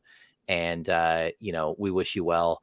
And you can slide Terrence Davis in and sort of eat that role that Buddy's been playing right now. But yeah, I think Buddy's been really good behind the scenes. That's everything that I've heard, even in private conversations. They're just like, he's one of the hardest workers you're ever going to run across. He's obsessed with the game of basketball. He wants to be great. This is what he does. And so he's ready to push forward after, a season where he was off for sure. 1320 Kings insider James Ham with us here on D'Lo and KC. We're going to step out. We're going to come back. James Ham is going nowhere. We've got more Kings basketball to talk about as it's game day. It'll be the Sacramento Kings and the Minnesota Timberwolves tonight. We'll talk about that when we return here with more on Sacramento's #1 sports station, ESPN 1320. Take a shot. Take a shot. I'll be right back. Oh, woo. Man. Yeah. So Damian, I'm not cutting out. No, you're not cutting out at all. Okay. Yeah, I text Jesse a note. He said, yeah, there's no sound issues at all. Sometimes it's more of like sometimes there's an internet connection thing where for whatever reason, if like two voices go at once, one will fade down a little bit. But yeah, there was no cutting out on the air at all. Okay, cool. Because I'm getting like a little lockup here and there from both of you guys. Yeah. So you didn't cut at all. You didn't cut, and I guess we didn't either. So sweet. Awesome. Yeah. So I just wrote. I sent you that over just so you could like. It's an interesting discussion piece. Yeah, I got it pulled up here, and I sent it out or retweeted it through the social channels as well. We'll probably go. We can go here with Luke. Is the paywall up yet? What for the Kings Beat? I haven't locked everybody out yet, but yeah, I mean, paid subscriptions are there if people want to jump on board and do it. Yeah. Okay. I haven't started locking stuff yet. I wanted to give it at least a month, and I haven't hit the month yet. I think I'm close, but yeah. And then I will definitely we'll look at, what I'm going to lock and what I'm not, as far as pods versus writing and stuff like that. So yeah, it's good. It's funny on occasion, because I'm not writing every single day, all day long, I feel like my brain is fresher to write, longer form and more creative stuff. And so it feels good. That's for sure. Sometimes I feel like I'm not writing enough. Sometimes I'm writing too much, but yeah, I got to find the happy spot here. David asked Ham, let's see. Where was that? Ham, tell us your favorite Matina story. Oh boy. David, I will tell you my favorite Matina story while we're on this, but not on the air. When NBC decided to no longer have the position that I had, they did not tell Matina that, which they have a partnership there, and she decided to come over and was very upset. And so while I've had plenty of small conversations with Matina, that one was one where she was very passionate and angry about what was happening. So that's my favorite Matina story. You told me that privately. That's pretty awesome. Because most people, I think Matina is like this weird Tyrannosaurus Rex character that just destroys everything. They have this weird perception of her, which is solely based off rumors. All of it's based off of rumors. Yeah. I mean, rumors and innuendo for, 15 years. But I'll just say she walked over and looked me square in the eye and said, "What in the F just happened?" But she didn't say F. And I'm like, yeah. So yeah, I think that she might not be as bad a person as people make her out to be. I also flew on a flight with her son Constantine to New Orleans. He's cool. Yeah, he is. He's a good dude. And we had a good time. Yeah. What the hell are you guys talking about? Matina. Chill. Hey, and just so you guys know, John Bull, shout out to John Bull, who got me into CCIV, got me buying car stock in January, February, March, which became Lucid, which hit like crazy over the last couple of days and jumped from I don't know, my buy-ins are like 25 for my average buy-in, but jumped to $58 a stock. Wow, you didn't let us in on it. Hang on, James. Yeah.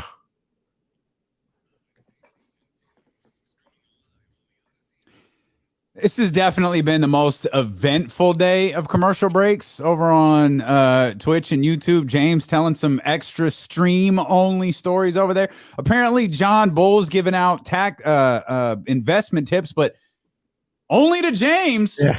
I didn't get him.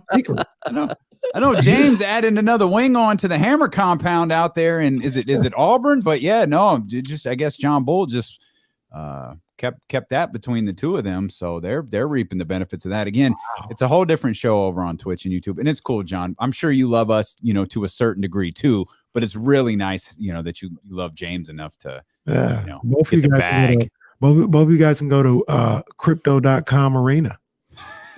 Yeah, I think the plan is to make as much money as possible on an electric car stock, so then I can buy a car that I want to buy. I won't make enough money to buy one of their cars, but I will definitely make enough to hopefully. Do you have? I just thought of that. Do you have an electric car? I don't. To be honest, we were going to buy a Tesla because my wife is an attorney. I think I've said that enough on the podcast and everything else that people should know. My wife is an attorney, and she commuted to Sacramento every day for 8 years. But her work decided that they no longer need anyone to come to the office. So while we were going to buy a Tesla, it became almost like, okay, do we need to? So probably still need to, but a lot of times I drive, I'll get you drive a killed lot. for this. I'll drive a minivan. I'll drive the minivan to work because it's comfortable and I have a bad back. And then, we have a commuter car too, but it's more my son's at this point. So when you catch that minivan rolling up to the G1C, baby, that's James Ham right there. Heated seats.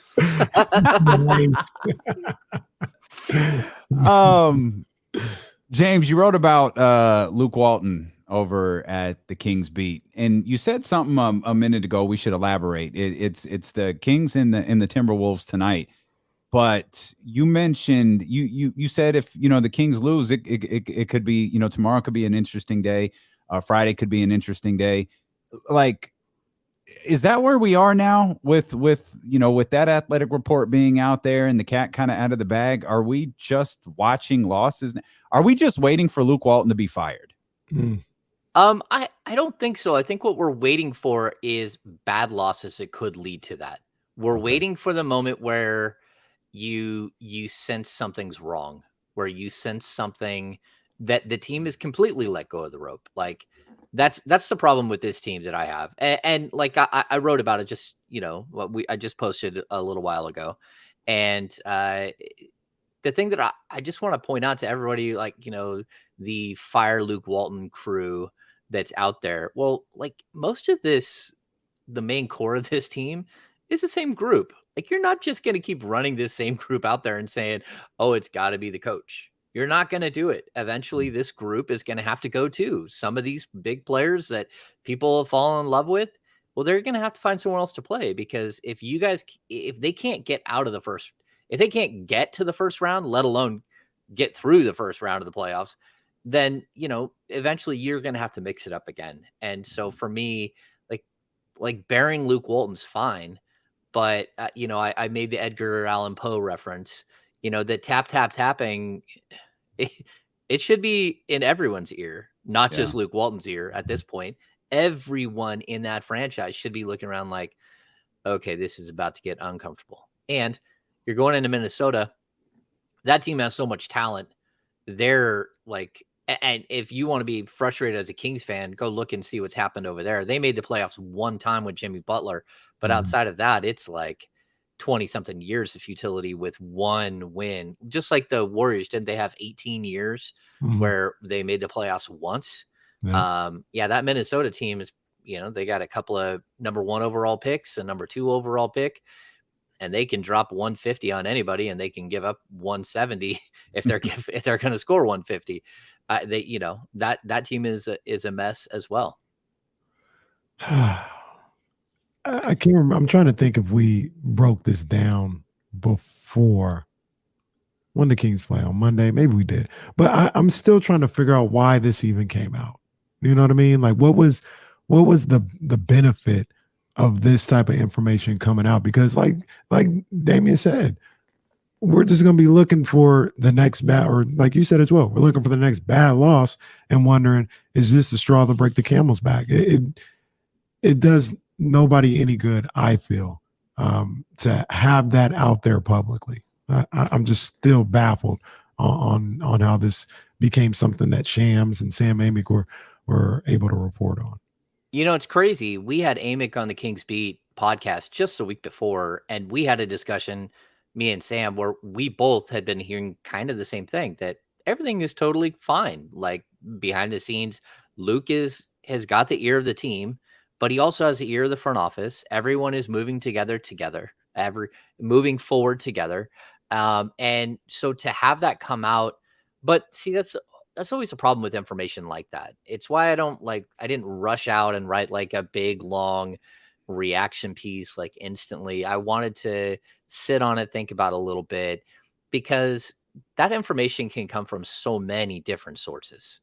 It's not just that we know exactly who said that to somebody. The line itself, the one word that's used in peril, like that's a word that I haven't seen that often. I'd almost want to do a Google search and see where it was used in relations to other coaches and see if it's somebody's catchphrase for something, and then sort of start doing the investigative work backwards to see where that came from. Because that's what I hope the fans do this. I know they don't for the most part. They definitely don't. But I hope they do this. I hope they look at every single bit of information that comes out, and then do like the what is the little Zach Galifianakis, where he's going like this and little numbers are going all through his head. I hope they do that with every bit of information, because you need to be able to see, like, track this stuff, track it, look where it comes from, see the validity of it. And I'm not questioning Sam, because I know he got a good source on this information, but you need to be able to say, okay, I can put 2 and 2 together and start to see where this is coming from, because that will tell you the strength of it, the strength of the information that you're getting, and the motivation a lot of times behind it, because that's where you also get it. Like, is it a player agent? Is it a coaching? Is it front office personnel? Is it another coach? Is it, like, there's so many different pieces that could be saying something. And so I think that's what I hope the fans start doing, maybe, is give every little bit of information like a grilling, like look at it, dissect it, figure out where it comes from, figure out what it sounds like. Where have you heard this before? Because those things really do help when you're tracking these things. And it also, like, that's what I do every single time. Like, okay, let me do the math here. Let me figure out where it came from. And then that helps me on my adventure when I'm writing and trying to be balanced and trying to, like, dissect what I'm doing. It would have been easier if the Athletic Report said, they just don't see Walton as a jazz conductor. Perhaps might have been a little bit easier to narrow in on the source of the information right there. I just hate that this is out, because I feel like the fan base is already split on Luke Walton, and I don't think rooting against Luke that doesn't do anybody any good. Like, Because if we're rooting for Luke to be fired, that means the team is losing. That Luke is getting fired if the team is losing. He's not getting fired if the team is winning. Right. And that's the difficult thing about these reports that being out there. And I understand everybody's angst and everyone's antennas being up, with the Kings had losing 4 in a row at that time, especially when we had expectations of this road trip to go a certain way. It's just like it's out there now. And like, yeah, like this game is interesting tonight for a number of reasons. Minnesota and Sacramento are competing for the same exact play-in spot. They're in the same exact tier. They're going to be lingering around each other the entire year. But if the Kings fall badly short, it's, going to spend the entire night with my phone in my hand waiting to hear from you. Yeah. Waiting for that text from James. Like, oh, it happened. All right. And that's the thing. Like, if that does happen, right? Let's just like, that's not the first and only move. I mean, that's the first. That's not the only move that's coming. Because once that happens, you're admitting that there's a good chance the season's over. Oh. And then you're like, okay, well, maybe Alvin Gentry can step in and steady the ship. It's like, okay, but wait a sec. I mean, Alvin Gentry's been there for a year and a half. This is Alvin Gentry's offense. So what's going to be different? Just because he's a different person telling them to do the same exact thing? He's the same guy. He's standing there on the sidelines telling them to do the same thing already. Right. So what makes you think that this wouldn't be an admission of like waving the white flag? I mean, I think we saw it with Atlanta, where you had was it Lloyd Pierce lost his job, and then Nate McMillan stepped in.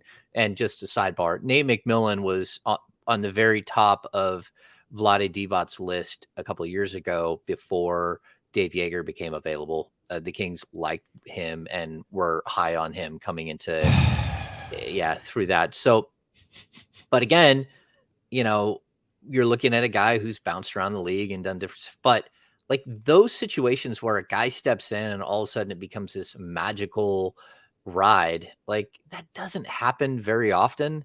And, again, I like Nate McMillan as a coach. He was my favorite of everybody because he had taken a long time off after the Portland job. But finding a guy that just steps in and all of a sudden it's perfect and it works out, it really doesn't. More often you get the Ty Corbin situation where he goes 7-21 and things completely fall apart. And, again, he could have gone much worse than 7-21, but they let him go and went with George Karl. We had 3 coaches 1 year. Like, just try to avoid the mess at this point. I hope that that's what they would do. And I hear people out there say, oh, well, throw Bobby Jackson in there, throw Doug Christie in there.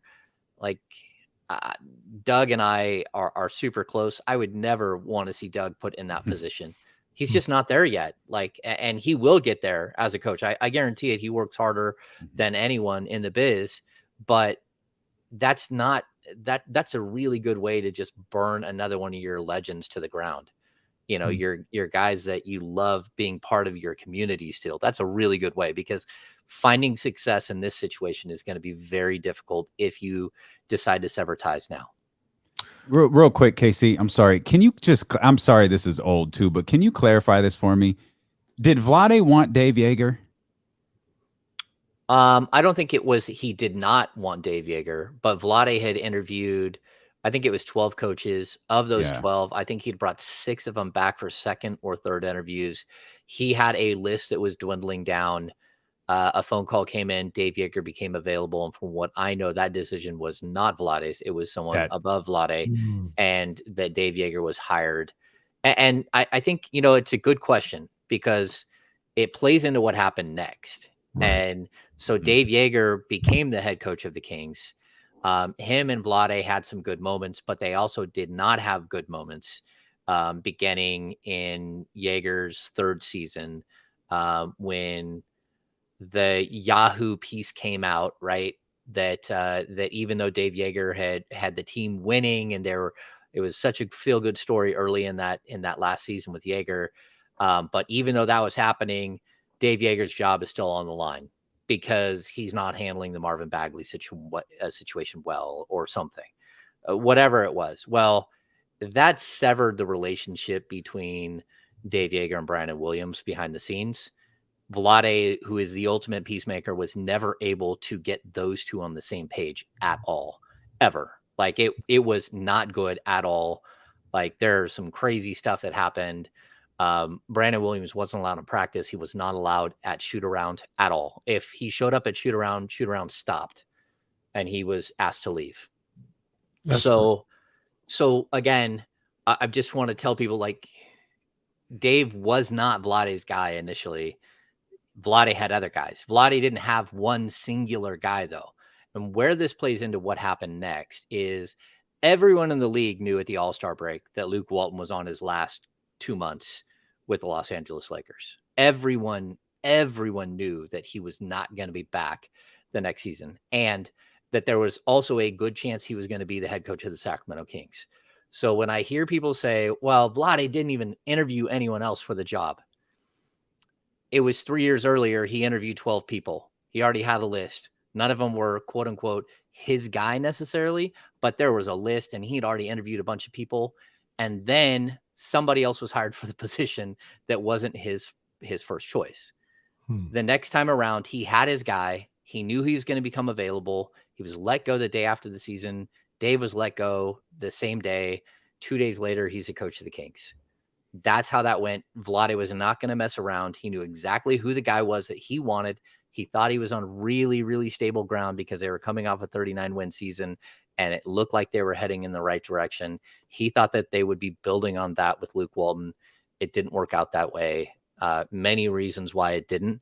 But I think the whole Vlade didn't interview anybody, that's why. Because he already knew sort of the process. He'd gone through it 3 years earlier and realized that if he had a guy that was his guy and he wanted, he needed to make the decision and jump on it and be decisive and have it work out the way that it did.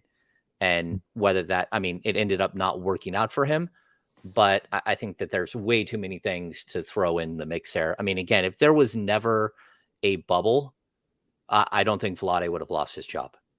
And he would have been back last season, and, you know, and this thing would have been much different because then Bogdanovich is back. You know, a lot of things would have been different. Yeah, man, that's crazy. You got me going down memory lane again, man. I'm going down. But you know what, James, me and myself and Damian, we talked about this earlier, and it's really so bizarre why this team hasn't been able to have any postseason appearances in the last 15 years. Because I know, you know, people talk about, you know, what goes on, Vivek, how it's ran, or whatever the case may be. And they say, well, they don't do that in Miami, or they don't do that in Golden State. They don't do that in San Antonio. But they do this stuff in Memphis. they do this stuff in Houston. They do it in Phoenix. And they found a way to somehow get past that and get to the postseason once or twice. They do it in Minnesota, but even once they've been able to get into the postseason. And it's maddening and it's frustrating, and it's easy to say, you know, it's ownership's fault and they don't handle stuff. But yeah, a lot of times we're talking about championship. Damian made the point, the teams that are trying to tank stumble into the 8th seed every now and then by accident. And it's just so bizarre that through different leaderships, different front offices, they're still in this spot 15 years later, man. And I think the weight of that can be felt throughout this fan base, clearly throughout the organization. And sometimes I think it even trickles down to the players. And once they realize after a year or two, whether it's Fox or Halliburton, what they've stepped into, I think they feel that weight a little bit as well. Yeah, I mean, I think if we look at this and you really pull back, it's just a series of just really, really small misses or really, really big mistakes. But at the end of the day, that one mistake leads to one mistake. These little tiny misses, though, again, we talk about the bubble. If the bubble doesn't happen, Vlade doesn't get fired. Maybe I'm wrong. Maybe he gets fired either way. But there's a good chance he doesn't. I think that performance in Orlando was a big catalyst for him. It was a huge catalyst. It was a huge catalyst. But my point is that if Bogdanovich is back on that team last year, and, you know, we got to play hypotheticals, and you still draft Tyrese Halliburton, this team missed the playoffs by how many games last year? 2, the 2. play-in. Okay, and you don't think Bogdanovic would have made that much of a difference? And then what if he would have brought back Alex Len? What if he would have said, no, I will not sign Hassan Whiteside, and brought back Alex Len? That team is at least 1 or 2 games better. And then if it's like, okay, Kent Bazemore, what if Kent Bazemore's back? Or what if we do something different? Like, that's where you're looking at. It's always just a little smidge, just a little bit of missed opportunity. But let's go back the year before. What if the whole situation never happens between Brandon Williams and Dave Yeager, and Dave Yeager's back for a 4th season? Mm-hmm. Does his team make the playoffs? Probably. They probably do make the playoffs. You know, let's go back to Michael Malone. Before DeMarcus Cousins got viral meningitis, this team was pacing to be there. He misses 10 games, which was a godsend for Pete D'Alessandro and that crew, because it gave them the opportunity to fire Michael Malone. If that doesn't happen, there's a good chance that some iteration of that team would have made the playoffs. And so it's not one decision that always causes it's not just the Kings passed on Luka and they would have been a playoff team. That's probably true. But at the same time, there are like 8 different instances of that exact same thing. The Kings don't draft Thomas Robinson. They draft Damian Lillard like they said they were going to the night before. Then that team, Damian Lillard and DeMarcus Cousins playing together, it doesn't, they would have made the playoffs eventually. So again, like in order to get a 15-year playoff streak, you have to be bad, number one, but you also have to be really unlucky. You have to miss all the time, because the Phoenix Suns, they've missed so many times. They've missed so many times. I mean, look at their drafts and compare them to the Kings. You know, sure, they've got Ayton. They should have Luka. And that's one of like 6 different draft picks where you just looked at it and said, I cannot believe you drafted that guy over this guy. Their drafts are equally. They should have Halliburton. And they're about to get rid of Jaden Smith. Yeah. They, instead of Halliburton, who would have been a perfect player to be their 3rd guard and to train behind Chris Paul, instead of that, you got a guy who's basically, you didn't pick up his 3rd-year option. That's just crazy. So, but they landed Booker, and for my they landed money, Booker, well, like the 13th pick, right? Most importantly, they landed Monty Williams. I know Kenny will push back about that, but they landed Monty Williams. They landed Devin Booker, which I think those 2 things appeal to Chris Paul. That and thus you have an organization that was an absolute disaster turn itself around. Tom Thibodeau, you know, goes to the New York Knicks, and it's literally the perfect team for Tom Thibodeau. Like he can't, Tibbs just can't walk into any locker room and coach that team. It won't work. The makeup of that roster worked perfectly for Tibbs and the New York Knicks. And we're just waiting for the one thing. Just, you talk about all the little misses. What's the one right thing that sends, like, just as all those little misses leads to year after year after year, one right thing can turn it around, like we saw with Phoenix in New York. Because one right thing, just as one bad thing leads to another, one right thing could lead to another. No, I totally agree. And at some point it took, you know, again, like Sarver is a nightmare of an owner there in Phoenix, but I've read. But if I'm not mistaken, it was him who said, who gave like the thumbs up to take on a 35-year-old Chris Paul with like $90 million left on his contract. And then he opted out and they extended. I mean, that commitment that it does take some, like, it's not just one piece that happened. And like I've said this to you guys before, Monty Williams is the same coach that should not have been invited to the bubble. Like his team was so incredibly bad.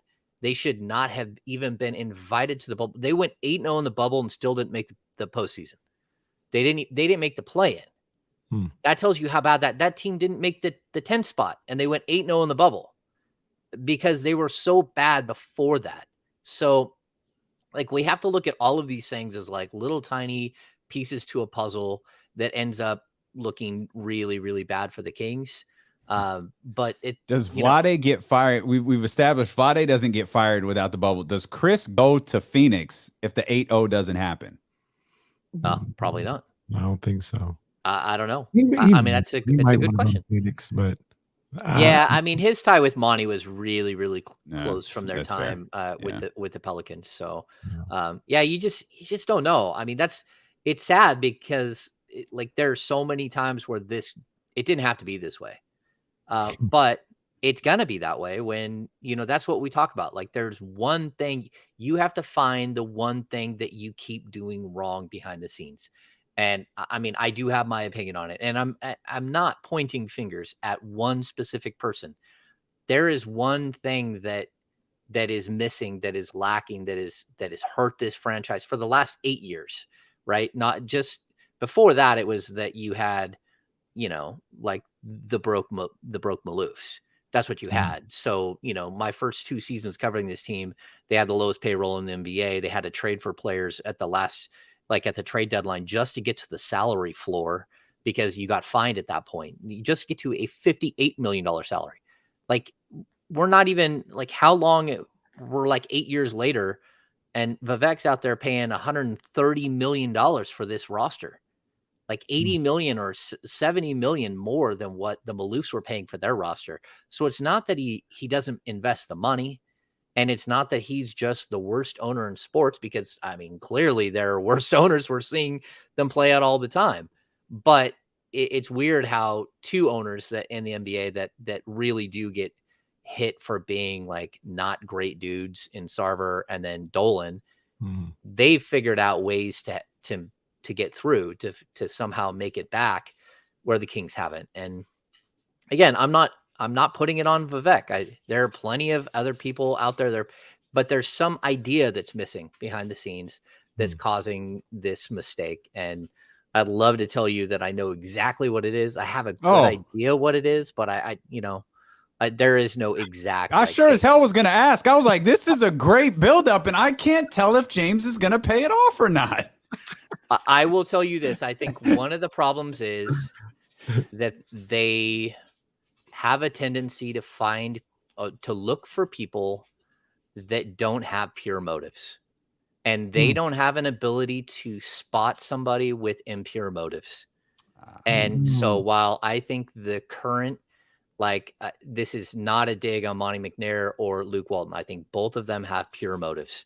And I don't think it's a flaw in what they're looking for, who they're looking for to fill spots. They don't see Littlefinger. You know who Littlefinger is from Game of Thrones? They don't see the guy who whispers in the ear of the king. They don't see that guy when he gets in the door. And until they figure out how to stop the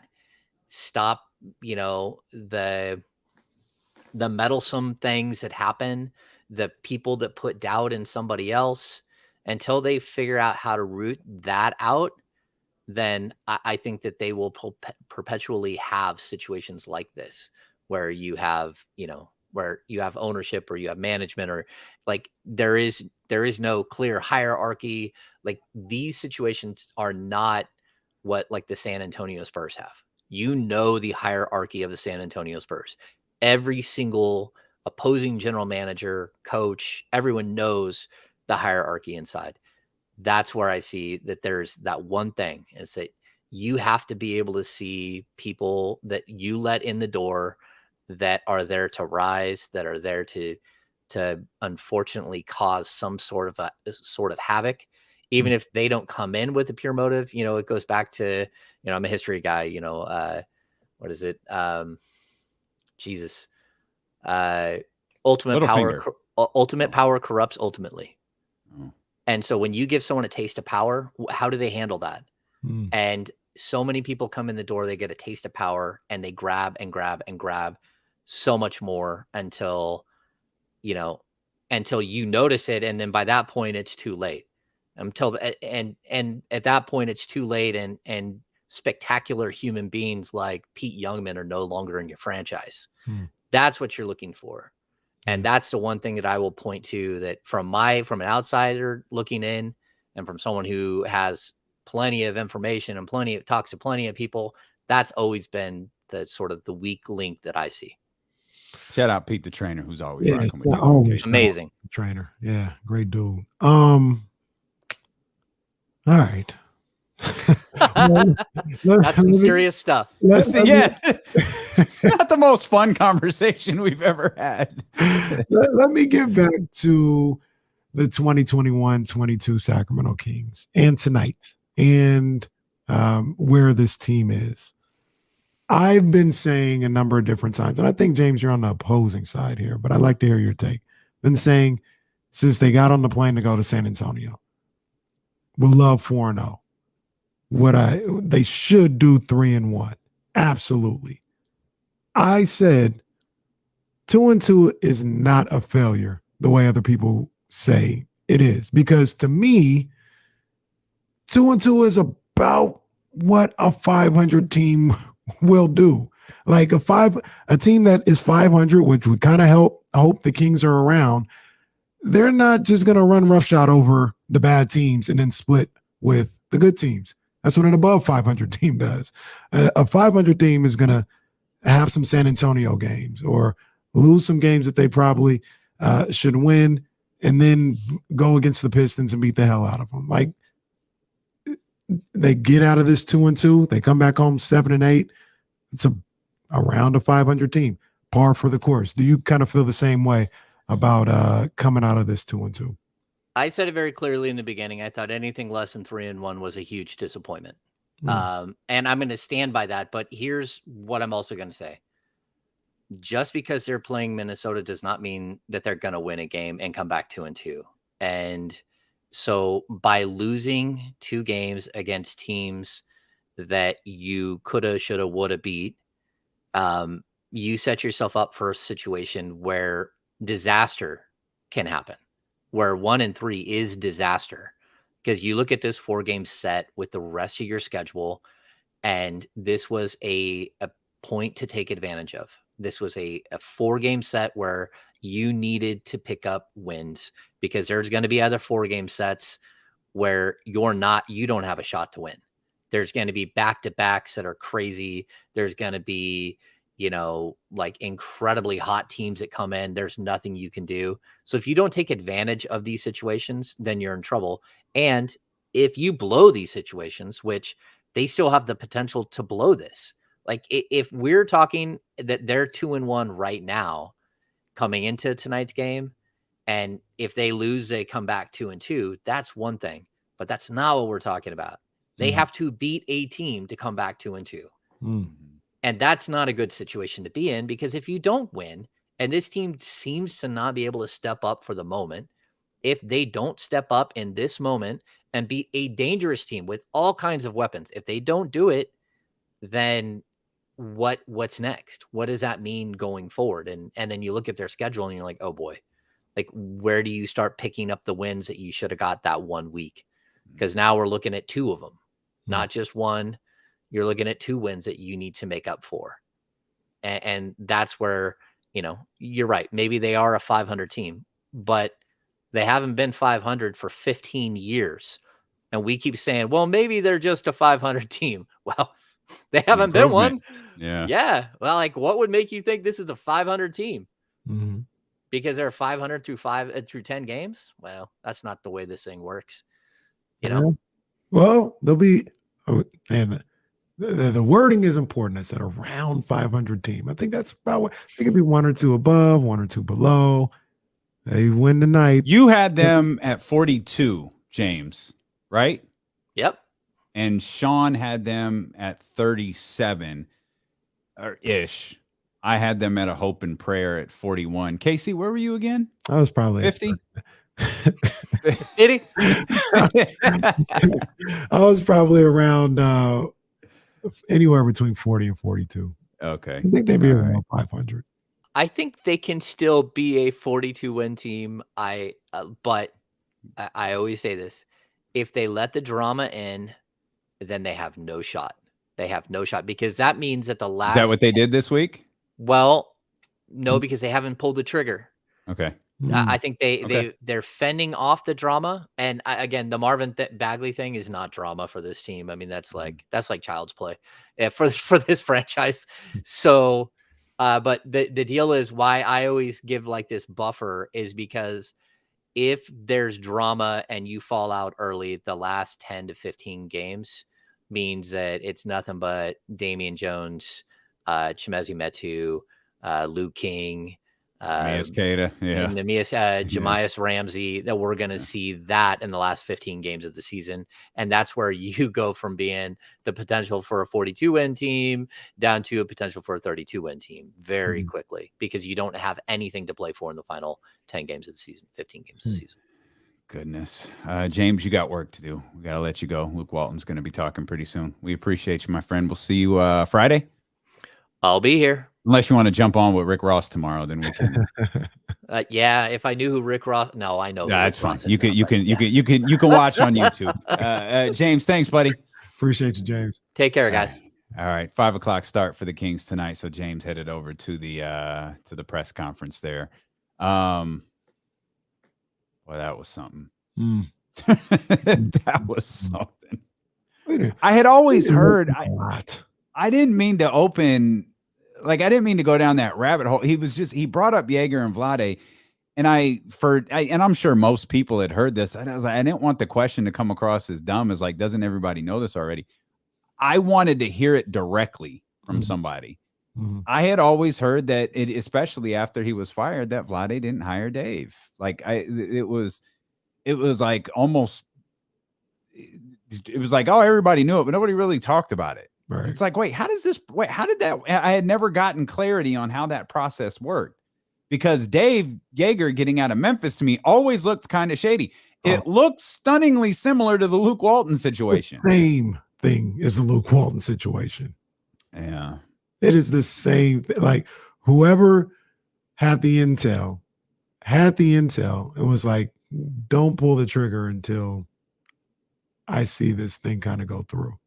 Yeah. And it went through because they had the intel, and they're like, all right, now make this move.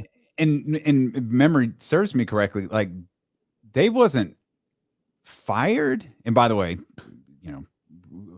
get well, Dave Jaeger. I liked him. I've always told the story of my interaction with him, which I always find hilarious. But to the best of my knowledge, he wanted out. Like, he wasn't fired. From what I remember, and I don't know if this is still the same situation, at least at that time, the owner in Memphis was a character. Yeah. At least. Yeah. Right. And him and Dave, I don't think they got along, or they saw eye to eye. And I think they mutually parted ways. I think that was kind of what happened. But yeah, and that was a wild boy. That was always like the knock on Dave is he's not a people person.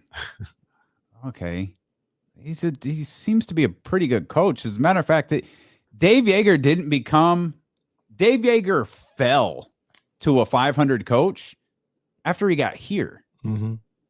Like, his years in Sacramento is what made him a 500 coach. Like, think about that for a second. His years elsewhere, he was pretty good. Yep. He got here, and now he's he sits at a 500 record, but he that's always been his thing, is he kind of has he just has weird relationships with people, and I still find it head scratching. And you and Jason Jones talked about this extensively on a number of occasions, is how the hell a team that win 30 some odd games going to decide who their coach is? You know what I'm saying? It's crazy. And another thing that I wish I could have asked James about this. And just, he'll be back. Yeah, maybe he'd want to talk about it. Maybe he wouldn't. I've heard in the chat a lot of talk about Brandon Williams, and I've heard it's not what you think it is. I'll just say that it is. It is not. When they talk about, oh, he came in and he did this, and he caused so much mess. I'm gonna just tell you, everybody I talk to that I trust, don't think that way. I'll just say that. Don't think I think people have been spoon-fed a lot of trash as it pertains to Brandon Williams. Like, stuff. I can think of some people who have used their platforms to trash Brandon Williams, who were specifically told what to say. The scapegoat. That's the perfect term. So I don't know Brandon Williams. I don't know much about him, but I know the way he's viewed out here. And I've just heard that that's not reality. Mhm. That's just not reality about his role in anybody's job or in the downturn in the franchise or bad relationships. From what I hear, what we hear Mhm. is not Yeah. how that thing went down. It's big time cap. Let's grab our man Craig here real quick. 916-349-1320. What's happening, Craig? Hey guys. Okay, so this is death by 1,000 cuts, right? That's a Chinese torture, and that's what watching, listening to this franchise, for the last 15 years.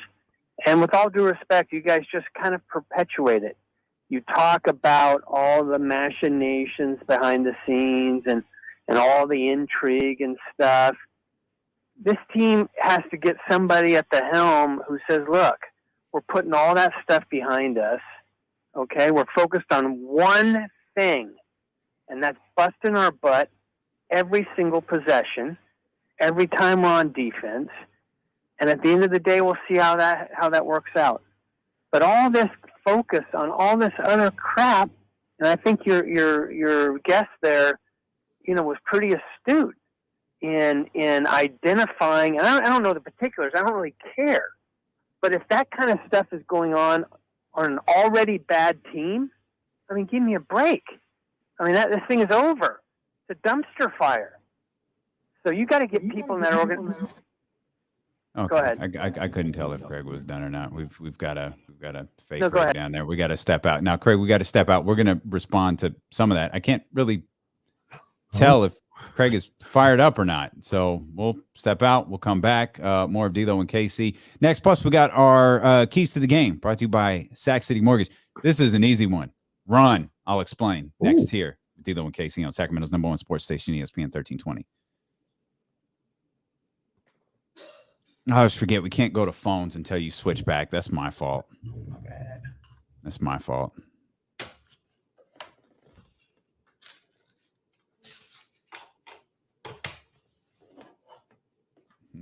And that's as big facts. David Jackson, he's not a guest. Yeah, no, sir. Yeah.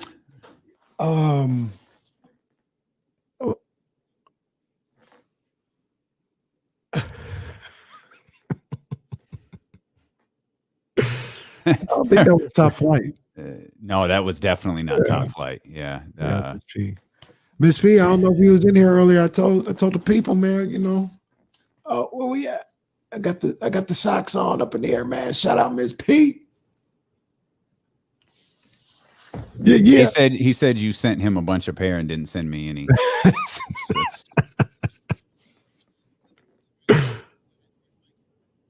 I think you're correct. I recognized it. Like I recognized that right away. Yeah. George He was not pleased with our take on George Michael. We were disrespecting the game. So I saw this, Rob, and I'm starting to think that this is a work. Like they're talking a lot publicly. That's like, okay. So they're doing this old like 1999, 2000 work shoot trash. But where they take it into the real world still. It's like when what did Rhonda called Becky, like Rebecca, I'm going to tell you how this is going to go, Rebecca. This is real now. Oh, she's she was so garbage. Absolute trash. I love this. That's the funny thing about wrestling. Like Vince McMahon still believes wrestling is about fooling your audience. Like they want you to believe that, like, we want you. Basically, what all these storylines do, all this other stuff that you invest 5, 6, 7, 8 hours a weekend, that's bullshit. But this is real. They really don't like each other. It's like, dude, come on, man. Just it's. Hey, dude, that was so stupid. John, that's cap, man. I'm just telling you, man. It ain't even about the guy that we talk spoon fed or nothing. Like that ain't true. It's not true. Yeah. The way that, That's not true at all.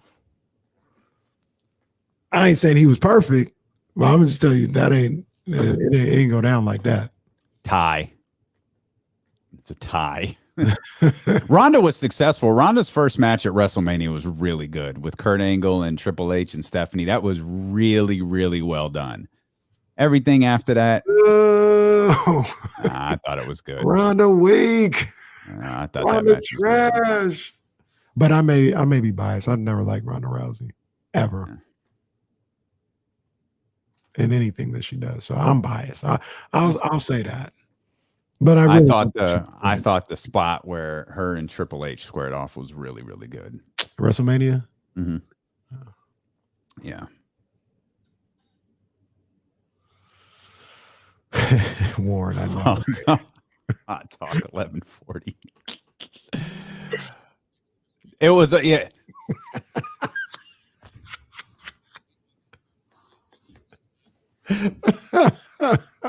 Oh. Like I was like, the first one was really bad, and I thought, oh, she'll get better. It's like, it's fine, she'll get better. And then the next week, she'd always have that. What are you doing? Look on her face. What are you doing? Like you don't look real. Like, man. Oh man.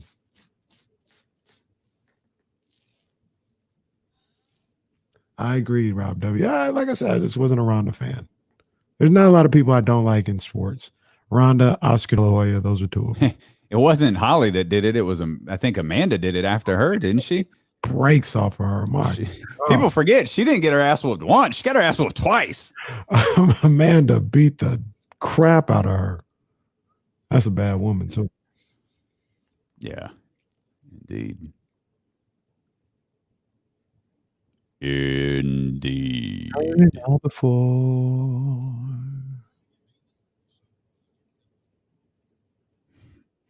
Yeah. I don't know, but I can't believe it's 3:30. And they had 8 games in 15 nights. Because they've been playing a lot.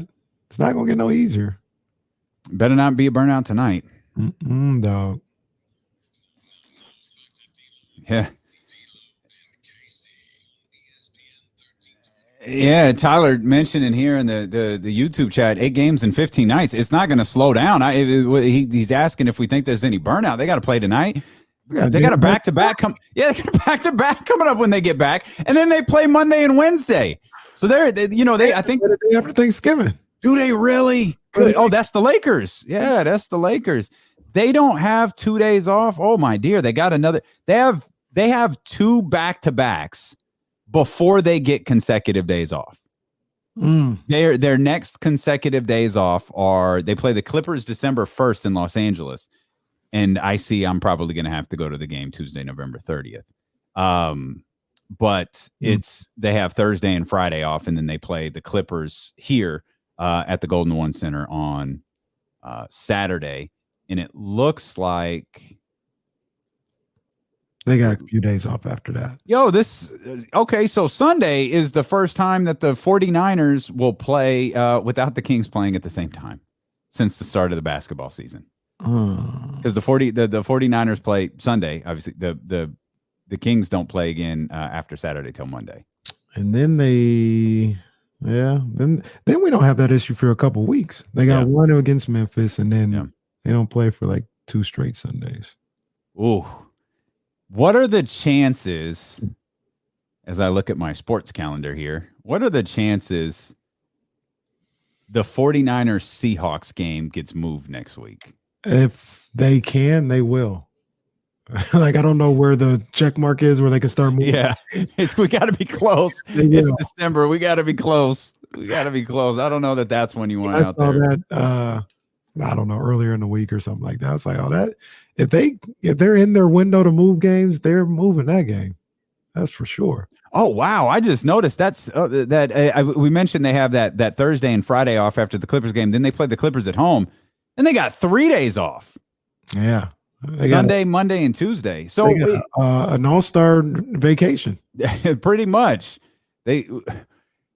They got to get they've got a ways to go though before they can kind of exhale a little bit. Like they've got to They've got to get through tonight. They've got to find a way to get tonight's game. I don't know, man. I don't want to watch these games. It's the frustrating part about all of this, man. A bad first quarter. It's what was it, like 30 to 12 or something like that? Kings up against Detroit. Let it be 30 to 12 the other way. The other day with San Antonio. James Ham's tweeting. He's listening to Luke talk right now. 35 will get some run tonight. James Ham tweeted. So he's just back. I guess he's back. Marvin Bagley will play again tonight, according to Luke Walton. Again, suddenly, after 13 games, Luke Walton's looking for rebounding. So, you know, one thing James said that was kind of sneaky. He didn't report it. I think he still feels the same. But for the first time in months, I heard James say, well, maybe he plays so good that they talk about they want to continue this marriage moving forward. And I was like, never heard James say that before. Mm-hmm. I wonder. Yeah. Mm-hmm. It would actually, to be honest with you, it would be a long shot, first of all, but it'd also be both sides, or at the very least one side, and I mean the Team Bagley side, smartening up. Like, you should not, whether you want to be here or not, whether you're like, yo, if I get a better deal, I'm out, they're not going to keep me. You shouldn't close this door here in Sacramento. It shouldn't be closed. Like, there's no chance I'm coming back here. Shouldn't be that. Mm-hmm. So, I love how often we both do that. Like, if you've never watched us and you only listen to us, you have no idea how often we do that. I don't even know how to describe like that. Hey, hands off, like posture. We do it probably 5 times a show, and Kenny sees me do it. I see Kenny do it. The audience sees us both do it. And meanwhile, we're a radio show here on ESPN 1320, continuously making this gesture. This is an interesting pregame media availability for Luke Walton. Not only did he say Marvin Bagley is going to play again tonight, he says Chimezie Metu will get a 5-game run as the starter and then be reassessed. What the hell? Never heard of such a thing. I'm honest with you. I've never heard of such a thing. More from James Ham. The 3-guard sets are getting a major minutes reduction with the team struggling on the glass. Wow. This really is a hell of a media session that my sincerest apologies. Normally these things are 5 minutes and completely uneventful, but those all seem like pretty noteworthy things. If I had known, I would have gone to it live. So apologies, but there are the Cliff Notes version from our man James Ham, who we just finished talking to. Marvin Bagley will play against the Timberwolves tonight. Chimezie Metu will get a 5-game run as the starter, and then he'll be reassessed, and the situation will be reassessed, and the 3-guard sets are getting a major minutes reduction with the team's struggles on the glass, which I don't know. Can we just let that marinate for a second? Just let that marinate. Just let it. Just let it. And John asked a good question. I mean, is the 5 games already started, or is the 5 games start now? That's a great question, but I got to imagine we're 2 games into the 5 games. Just a guess. I don't know. Well, I feel making the pose. I don't know. Yo, I love that everybody. I just thought about something.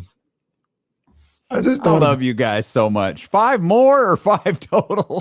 I wonder if Luke knows. Luke's like, I don't know. We'll reassess later.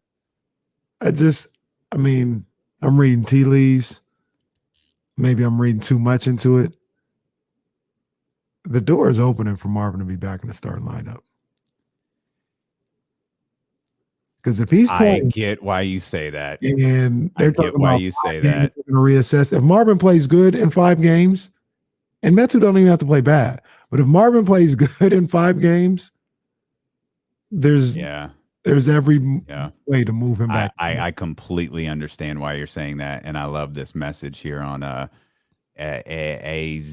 Dragon Lord. I hate every year we don't have a set starting 5 like other teams. What's his name? AZN Dragon Lord. You kind of sounded it out first. As Dragon Lord. This is easy. Like y'all be on a level that I'm off. Megan says stack days every 5 games. Oh, poor Luke Walton, man. Goodness gracious.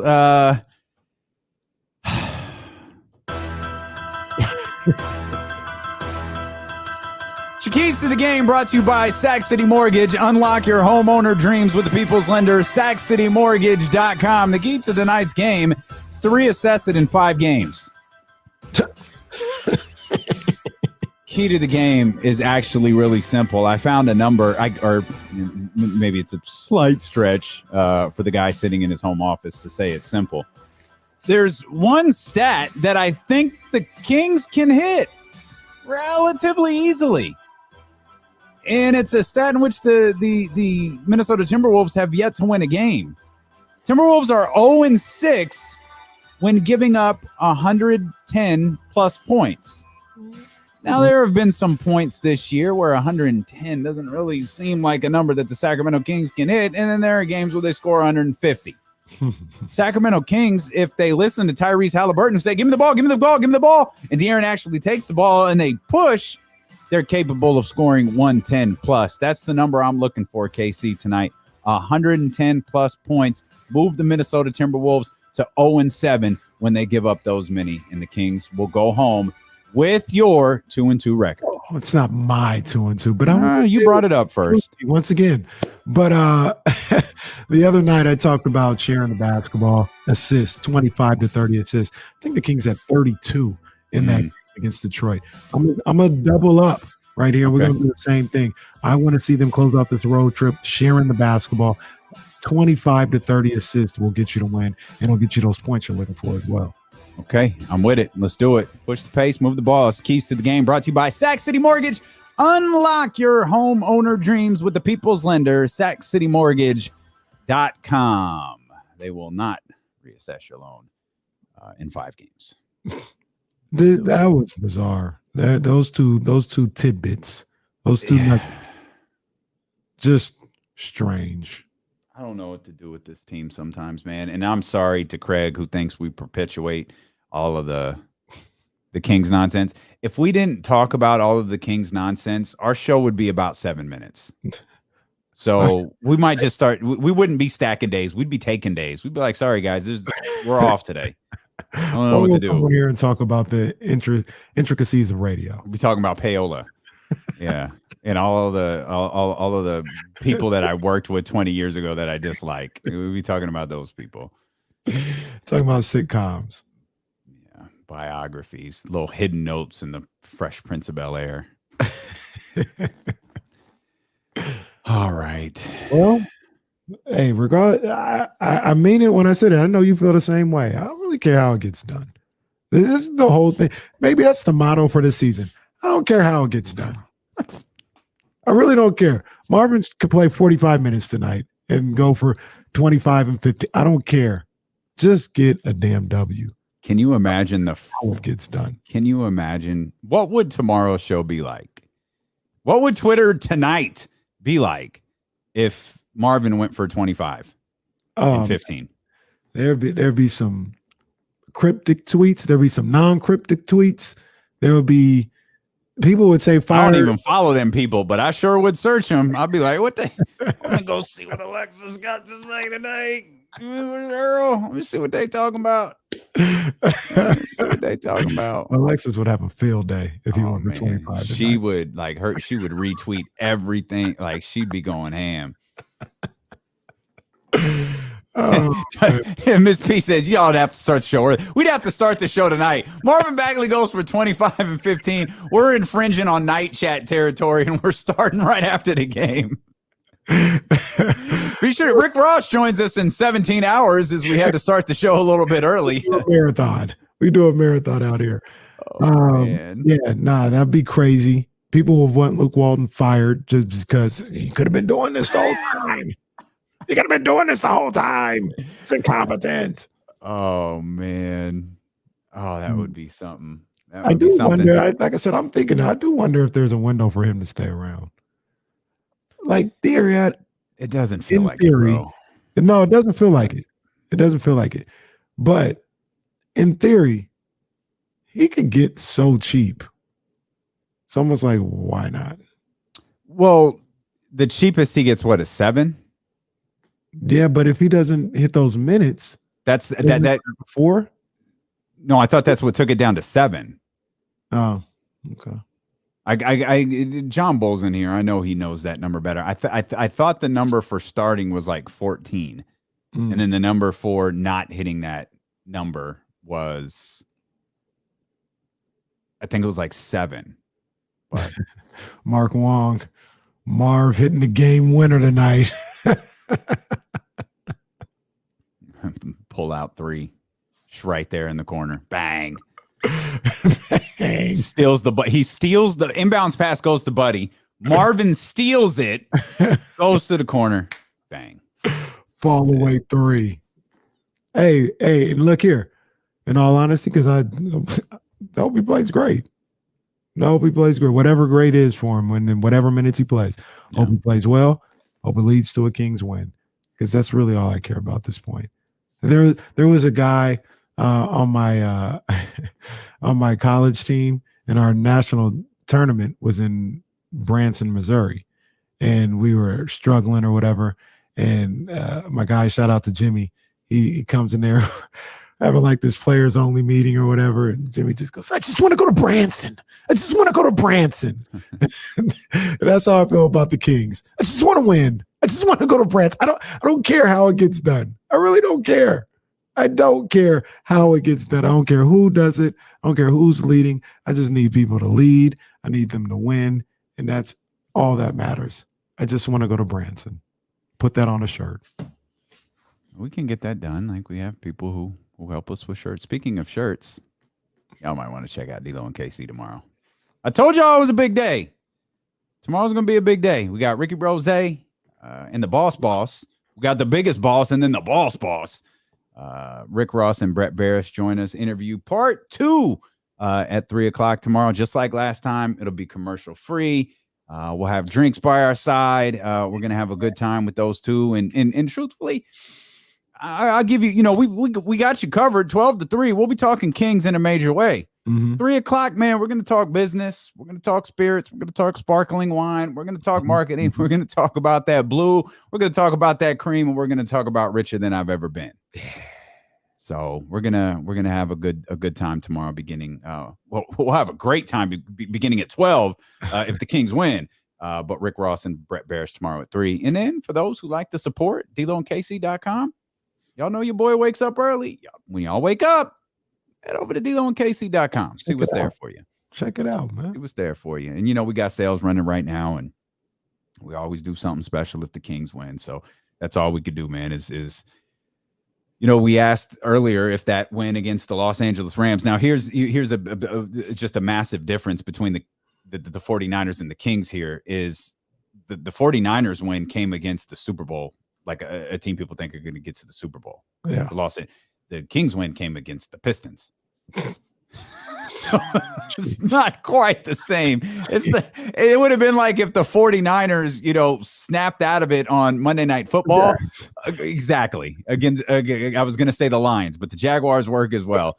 It's the same thing. It's the same thing. So hopefully it leads to something tonight. Luke, again, for those just tuning in, appeared to be awfully chatty at his press conference today with Marvin Bagley getting some run. Chimezie Metu, I guess he's going to be reassessed in 5 games. I'm going to believe he's 2 games into the 5 games. Some people in the chat want to believe it's 5 games starting tonight. Either way, I love that was the first question that came up in the chat house. And then I guess we won't see as many 3-guard lineups tonight. So just doing the math, or guard heavy lineups, I should say.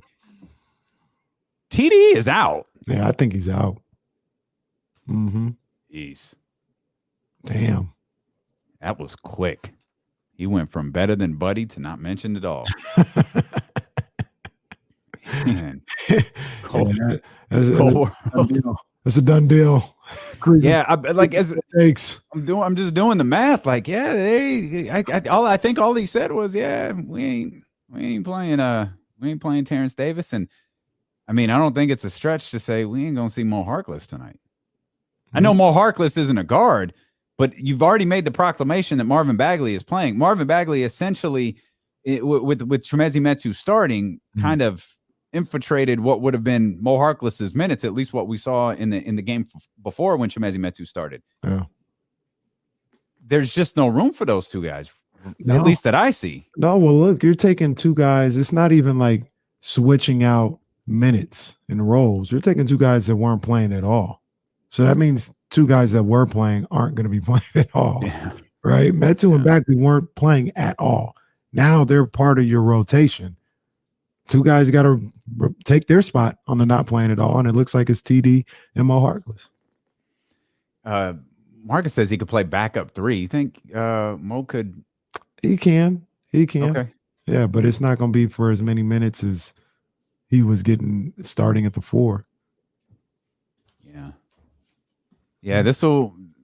Boy, all right. It was already an interesting game, and and the plot thickens. The plot definitely thickens. I want to see what's going on here with. I want to see what's going on with Metu, to be honest with you, because I like what I've seen from Metu, and I like what he provides. You know, being that stretch forward type of guy, and can he continue that play? Not 10 rebounds every night, but can he give you 13 and 7? That's a lot, I guess, maybe to ask from him. But he's shooting threes. I don't know. Can he give you production? You know, production that you're looking for on the offensive end and on the boards. Mm-hmm. I said this the other day, like, man, what would it be like to just cover a regular old basketball team? That'd probably be boring. That's what I was gonna say. Like, what would we do? What would we do if the team we love so much just went out there and like won a game, lost a game, won a game, lost a game? Like Memphis is probably boring. Yeah, Memphis makes really the happen. Yeah, Memphis makes the playoffs a lot. They do. Like, this is a great question from Jesse. Would you rather cover the Jazz or the Kings? Whew. I don't know. Belo and JC in Utah, are they having as much fun as we are? I said Utah like it's a city. Like, this is Utah. All of Utah. Yeah. That's a good question. Nah. I'd rather cover the Jazz because then you got big games to talk about. Big wins. Arguably the boringest good team in the league. Yeah, for sure. Okay. Without question. Okay. Yeah. San Antonio, that's a good question. Would you rather cover the Spurs right now?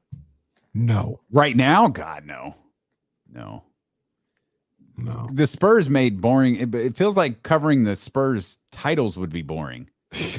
Like, I just envisioned Spurs won the title again last night. So Spurs won the title again. Broadcasting live from the Riverwalk here in San Antonio. I just envision it being dull. Yeah. I don't know. That's an unfair assessment. Boring. San Antonio radio. We're being kicked off the air. We're being told to leave. We appreciate you guys so much for being with us. That's actually not true for those who are new to the show. The show is over. We appreciate you for being with us. If you're on Twitch or YouTube, hit the thumbs up and subscribe button. Make sure you're here with us tomorrow, man. Tomorrow will be fun. Hopefully we get a win to talk about for a couple of hours, and then Rick Ross and Brett Barish join us at 3:00. So make your plans to be with us, and we'll see you tomorrow here on Sacramento's #1 sports station, ESPN 1320. Go Kings! Appreciate you, Bob. Yeah, Bob. Oh, Bob. I used to love Calvin and Hobbes. I used to love Calvin and Hobbes. Yeah, and they had books of, the comic or whatever. So I love reading that book. Stop it. Actually, I think we are. I think we're gonna end it on our own. We've got a lot of work ahead of us tonight. Yeah. So, no, see, look at Roddy trying to get Dr. David in trouble. Okay, Steven. Jesus Christ. There it is. All right. Thank you guys for being with us. Sorry, we've got a gang of stuff to do tonight. So we will We'll see y'all tomorrow, man. Let's get it done, and we'll have some fun.